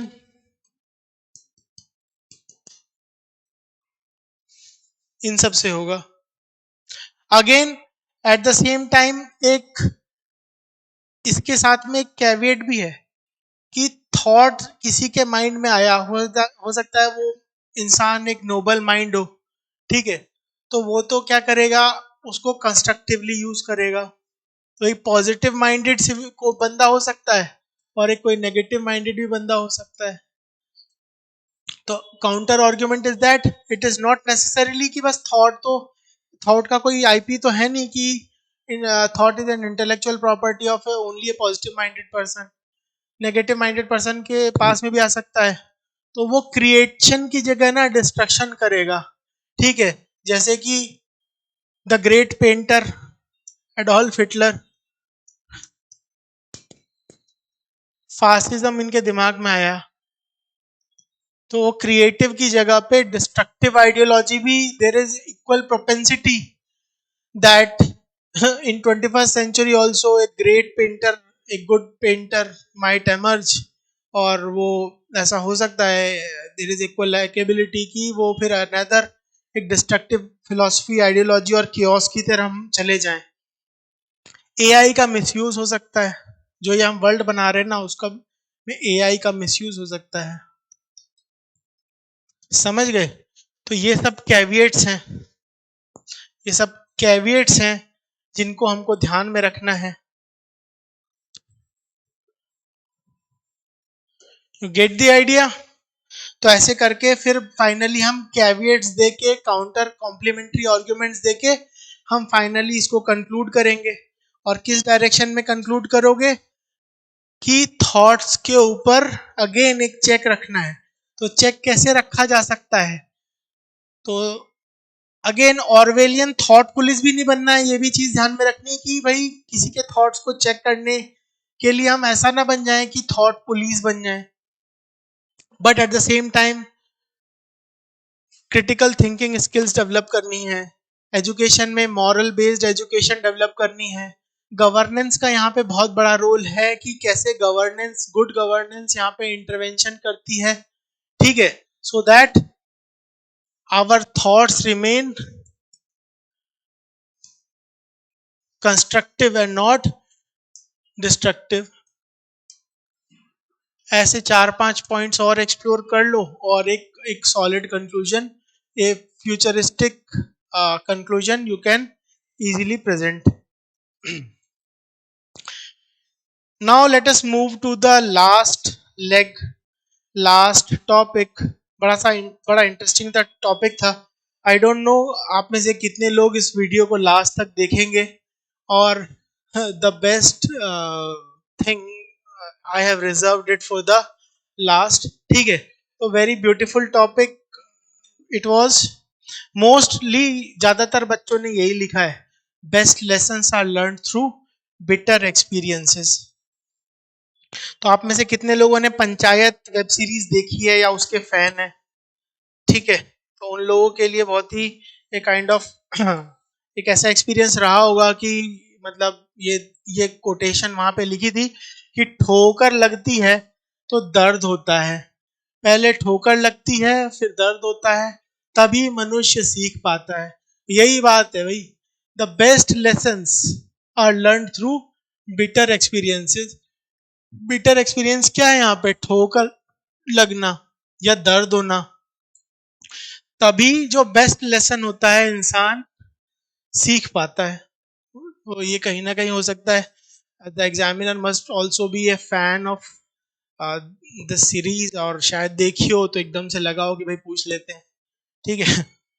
अब ऐसा कहीं पास्ट में हमें एंगल दिख रहा है कि कोई ऐसी पास्ट में थीम रिपीट हुई हो।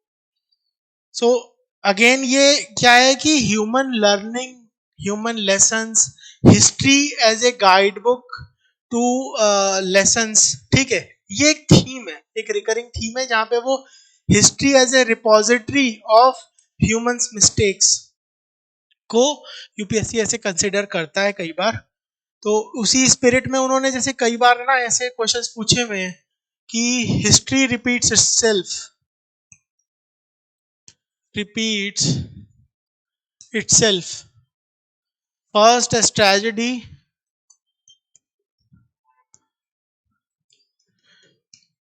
then as farce। तो कहीं ना कहीं ये क्या है? Repetition, not learning your lesson. भाई ऐसा क्यों बोल रहा है वो कि हिस्ट्री रिपीट्स इटसेल्फ? क्योंकि भाई पहली बारी में ना लेसन लर्न नहीं किए इंसान ने। ठीक है, तो इसी स्पिरिट में लेट अस मूव अहेड। क्या कुछ सोच के क्या लिख सकते थे इंट्रोडक्शन में? What could have been a good solid introduction? मतलब मेरे को पढ़ते समय सबसे पहली लाइन ना डॉक्टर एपीजे अब्दुल कलाम साहब की लाइन याद आ गई मुझे, कलाम सर की, कि उन्होंने एक बार वंस ही सेड, एक साइंस फेयर में गए थे और एक बच्चे ने उनसे पूछा कि how do you keep a tab on your mistakes. आप कैसे एक बारी में चीजों को कर लेते हैं, या आप क्या ऐसा करते हैं कि आप मिस्टेक्स को मिनिमाइज करें? मेरे साथ बहुत सारी मिस्टेक हो जाती हैं, तो व्हाट शुड आई डू? ठीक है, तो Kalam sahab replied that your best teacher, who is your best teacher? The best teacher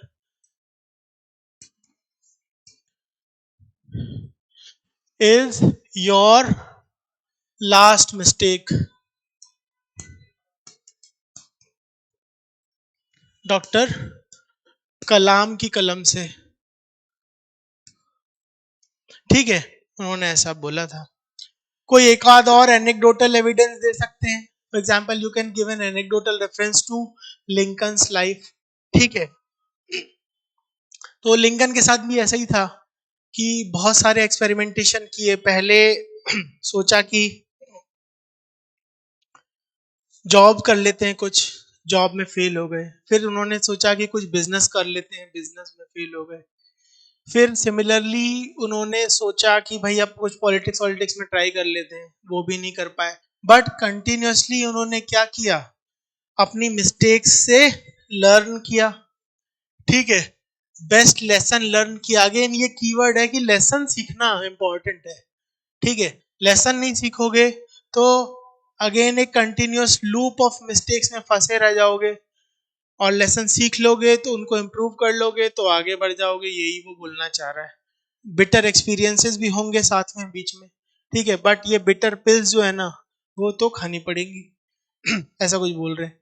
तो कलाम साहब का एक एनेक्डोटल इंट्रोडक्शन हो सकता था सिमिलरली लिंकन की लाइफ से, बट उन्होंने बिटर एक्सपीरियंसेस रहे, बट लेसन सीखे उनसे, और एक दिन he led the American civil war. ठीक है, one of the most renowned American president रहे वो। ठीक है, कोई और एक आध एनेक्डोट हो सकती है, चंद्रयान 2 के फेलियर से लेसन सीखे, बेटर एक्सपीरियंस रहा, ये करके आप स्टार्ट कर सकते हो इसको। वाई एक्सप्लोर कर लें ऐसे का, वाई ऐसा क्यों है, why is it so, why is it so that our best lessons are learned through bitter experiences. So can we say that bitter experiences क्या होते हैं ना, वो पेनफुल होते हैं, they are painful. तो what does pain do? जब दर्द होता है ना तो दर्द क्या है, रियल है, दर्द इज टेंजिबल। ठीक है, और वो जो टेंजिबल दर्द होता है, it chips off our illusions. ठीक है, कई बार लोग क्या होते हैं ना, अपने ही एक क्रिएटेड वर्ल्ड में रह रहे होते हैं, रियलिटी से दूर, ठीक है, इल्यूजन की दुनिया में। तो जो बिटर एक्सपीरियंसेस होते हैं, ठीक है, वो क्या करते हैं, they chip off our illusion and threw at us a punch of reality. इसको रियलिटी चेक बोला जाता है। ठीक है,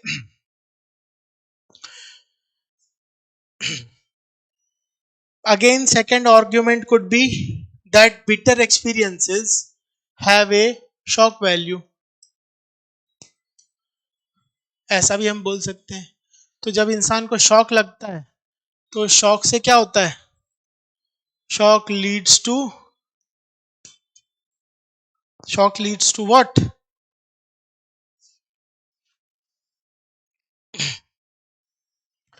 रिफ्रेशमेंट ऑफ मेमोरी।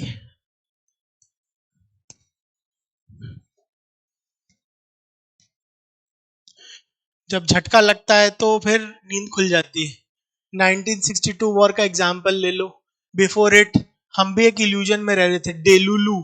ठीक है, कि नहीं नहीं वो तो बहुत अच्छा नीबर है, हमारे सब कुछ अच्छा चल रहा है, पंचील वंचील हो जा रहा है। ठीक है, तो पर हुआ क्या, all of a sudden border attack हुआ, और एक ह्यूमिलिएटिंग काइंड ऑफ हमें एक्सपीरियंस झेलना पड़ा, राइट। तो फिर हमने उसके बाद एक कॉम्प्रिहेंसिव मिलिट्री रिफॉर्म्स किए। तो चोट लगती है तो दर्द होता है, और तभी इंसान सीख पाता है, राइट। वही वो कहना चाह रहा है। अगेन क्यों, because pain opens the door to wisdom। ठीक है प्रभु, पेन से ना विजडम के डोर ओपन हो जाते हैं, ये भी एक रीजन है क्यों, कि this is also one of the reasons कि भाई, what is the topic, best lessons are learn through bitter experiences.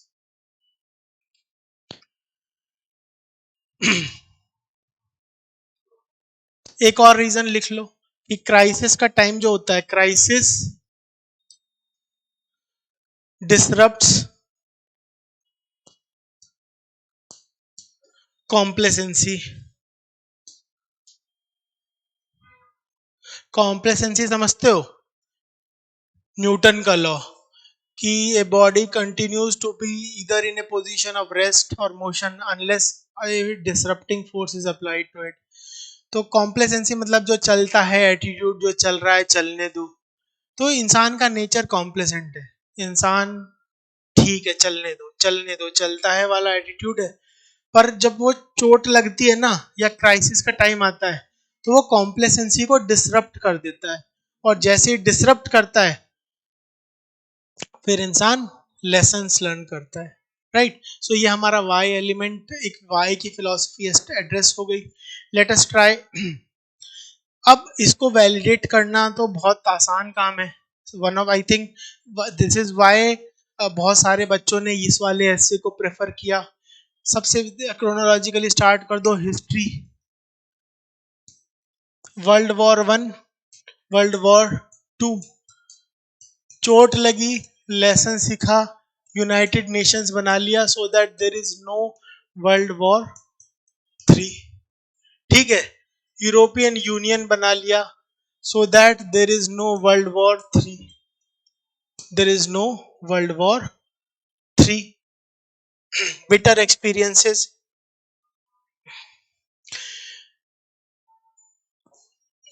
British India में हमारा फेमाइंस वाला बहुत ज्यादा पंगा चलता था। फेमाइंस, ब्रिटिश इंडिया हो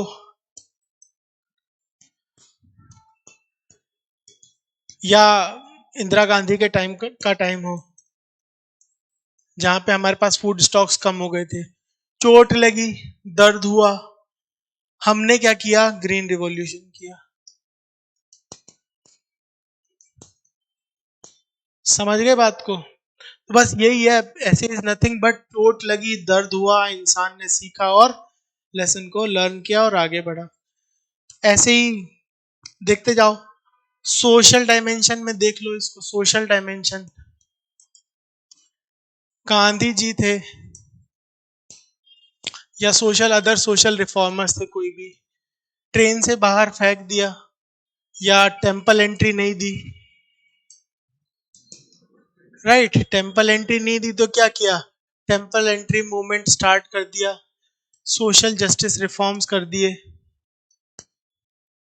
ठीक है, वेरियस सोशल जस्टिस रिफॉर्म कर दिए। अपार्थीड देखा साउथ अफ्रीका में, मंडेला ने उसके लिए फाइट किया। फाइट किया तो एक कंसेप्ट ऑफ रेनबो नेशन आया सामने, कि एक ऐसा देश बनाना है जिसमें कि इनइक्वालिटी नहीं हो। रेनबो नेशन बनाना है, रेनबो नेशन बनाना है। समझ गए बात को? आगे देखते हैं और क्या डायमेंशन हो सकती है जिसमें इसको एक्सप्लोर कर सकते हैं। आईआर डिप्लोमेसी में एक्सप्लोर करके देखो, can we explore this in the terms of IR? Vietnam War, यहां पे अमेरिका ने सीखा और देखा कि there are limits to power. कोई भी ऐसी कंट्री नहीं हो सकती जिसके पास अनलिमिटेड पावर हो। There are limits to power. Again देखो ये कितना इंटरकनेक्टेड है। Sorry, let me write this again. Limits to power. ठीक है, तो पावर क्या है? Power is like a currency. ठीक है, यूज करने के साथ साथ क्या होगा? एग्जॉशन हो जाएगा भाई, एग्जॉशन हो जाएगा, थक जाओगे। तो there are limits to power और there are limits to हेजिमन।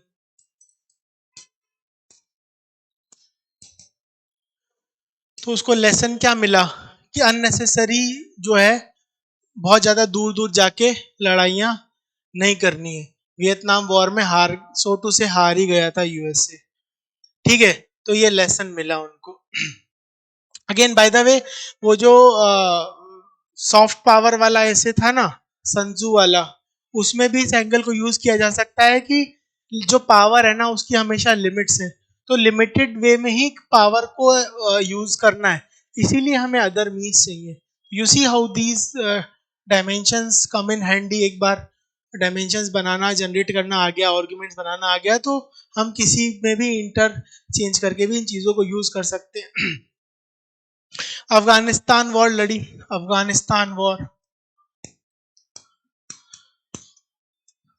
Afghanistan war में इन्हें समझ में आ गया क्या, चोट लगती है तो दर्द होता है, तभी इंसान, ठोकर लगती है तो दर्द होता है, तभी मनुष्य सीख पाता है। Best lessons are learn through bitter experiences. Afghanistan में क्या बिटर एक्सपीरियंस हुआ, 2000 के बाद 20-25 साल की लड़ाई लड़ी उन्होंने, 20-25 साल की लड़ाई लड़ने के बाद में उन्हें रियलाइज हुआ कि there is a futility of impose nation building. Nation building जो है ना, एक ये ऑर्गेनिक और ग्रास रूट प्रोजेक्ट है। It can not be super impose, मतलब लोकल लोग ही मोटिवेट होकर नेशन बना सकते हैं। बाहर से आके उन्हें बोलोगे कि मैं तुम्हें डेमोक्रेसी सिखाऊंगा, मैं तुम्हें सिविलाइज बनाऊंगा, वो नहीं हो सकता। नीचे से the demand has to be from below. तो जो imposed concept of nation building है ना, वो चीज उनके दिमाग के जाले साफ हो गए थे अफगानिस्तान में कि ऐसा भी कुछ हो सकता है। Can we explore this dimension, for example in environment, the best lessons are learned through bitter experiences. Bhopal gas tragedy,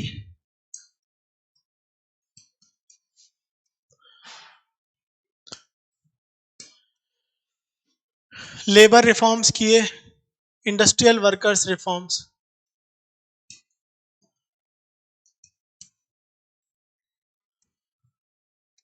various measures लिए गए for labour industrial safety,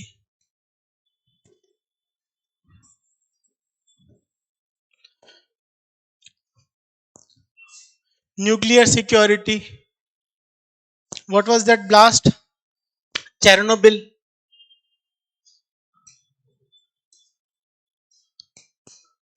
Chernobyl के बाद में न्यूक्लियर सेफ्टी के लिए सोवियत यूनियन ने वेरियस मेजर्स लिए थे।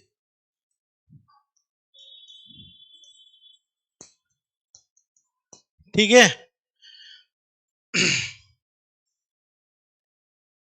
similarly, if we see and reflect this topic in terms of climate change and heat waves, हम देखेंगे तो हमें एटलीस्ट रियलाइजेशन हो रहा है by seeing climate change and heat waves, although we are not taking so much measures, but हमें at least ये realisation हो रहा है, सीख पा रहे हैं हम कि हमारा जो पैटर्न ऑफ डेवलपमेंट है ना वो अनसस्टेनेबल है। ठीक है, तो सस्टेनेबल डेवलपमेंट एटलीस्ट हम बात तो कर रहे हैं, पहले आइडिया आएगा, फिर आइडिया का इम्प्लीमेंटेशन भी किसी दिन ना किसी दिन तो हो ही जाएगा।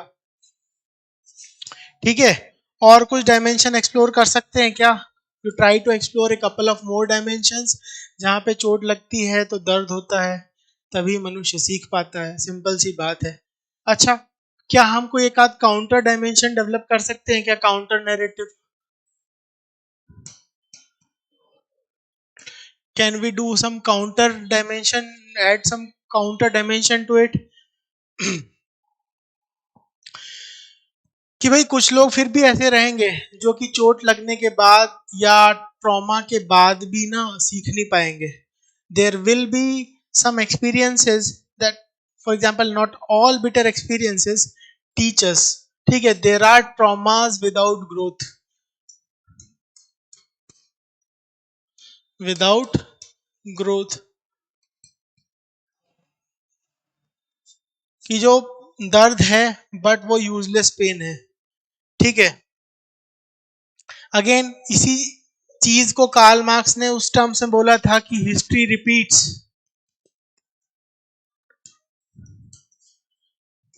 इंसान को क्या है, शॉर्ट टर्म मेमोरी है बहुत ज्यादा, हम बहुत जल्दी भूल जाते हैं।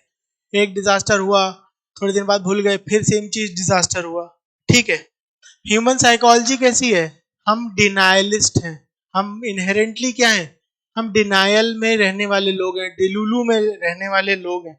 ठीक है, denial, we live in denial, denial में रहते हैं। ठीक है, वी ट्राई टू रेशनलाइज, कुछ गलत हो गया हमारे साथ में या हमने कोई पेनफुल एक्सपीरियंस भी ले लिया, ठीक है, फिर भी हम क्या करेंगे, उसको रेशनलाइज करने की कोशिश करेंगे।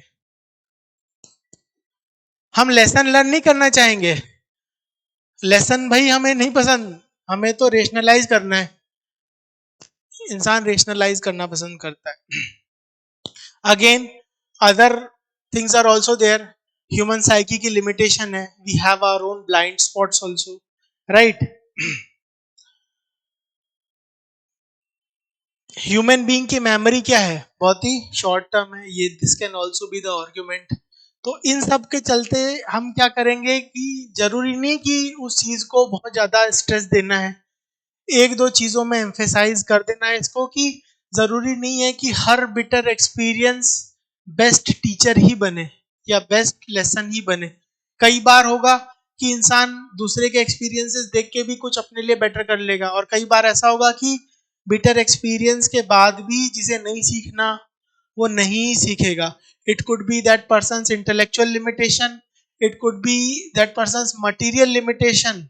कई बार ऐसा होता है कि इंसान is punching above his weight, ठीक है, तो भाई उसे पता है कि अब मैं इतना ज्यादा पंचिंग अबव माई वेट कर रहा हूँ, तो हो सकता है मुझे सक्सेस ना मिले।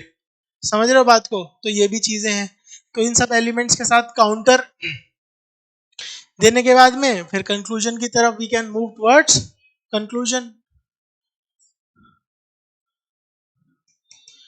We will give the conclusion.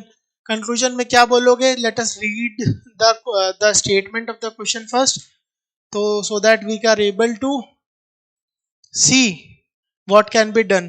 The title was best lessons are learned through bitter experiences. Best lessons learned through bitter experiences.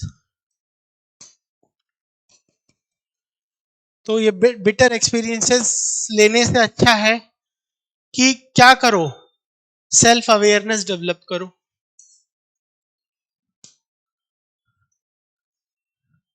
समझ गए, सेल्फ अवेयरनेस डेवलप करो, इंस्टीट्यूशनल सेफगार्ड्स डेवलप करो, इंडिविजुअल लेवल पे ये करो, इंस्टीट्यूशनल लेवल पे institutional safeguards develop करो। जैसे कि वर्ल्ड वॉर टू के बाद में यूनाइटेड नेशंस को बनाया गया कि भाई अगली बारी को ये वाली प्रॉब्लम नहीं होनी चाहिए कि 4-6 साल बाद फिर से खड़े हैं लॉकिंग हॉर्न्स। यूनाइटेड नेशन एक ऐसा इंस्टीट्यूशन बनाया गया, तो मैं तो यूनाइटेड नेशन की सफलता इसमें नहीं समझनी चाहिए, ठीक है।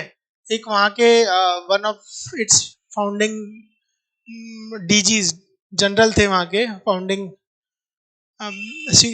यूएनएससी के प्रेसिडेंट जनरल डैग हैमरस्कोल्ड, तो उन्होंने यही बोला था कि पर्पस ऑफ यूएन ये नहीं है कि वो दुनिया को हेवन की तरफ ले जाएगा, उसकी सफलता इसी में है कि वो दुनिया को हेल बनने से बचा रहा है, ठीक है। समझ गए, तो इंस्टीट्यूशन डेवलप करेंगे।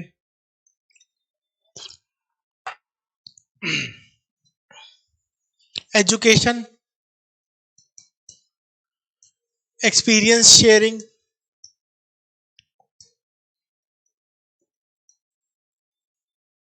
समझ गए, यही सब चीजें करेंगे। लीडरशिप ऐसी डेवलप करेंगे जो कि ओपन है, ओपन लीडरशिप है। सबसे पहले तो करेज है उसके अंदर लीडरशिप में कि हमसे गलती हो रही है, कुछ एडमिट करने की करेज है। फिर एडमिशन करेंगे कि करेज है कि गलती हो रही है या गलती हुई है, और उसके बाद कमिटमेंट देंगे कि उस चीज को ठीक किया जाएगा, ठीक है।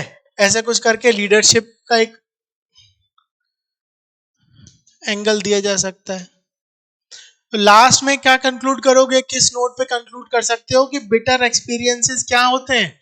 Bitter experiences are like raw data, ठीक है, रॉ डेटा ही है कि भाई इतना पेन हो रहा है या कम पेनफुल है। तो विदाउट रिमेम्बरेंस, रिमेम्बरेंस,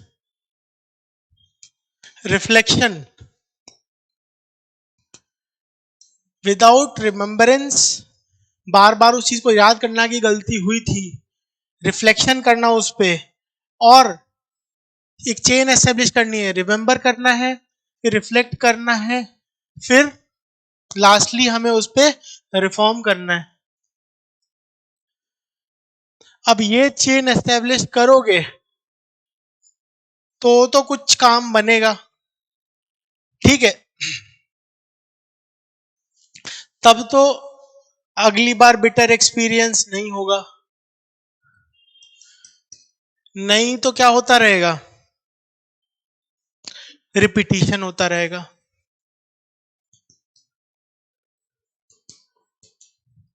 ऐसे नोट पे इसको कंक्लूड कर देंगे, ठीक है। So with this I hope we have completed the first section of the essay paper of 2025.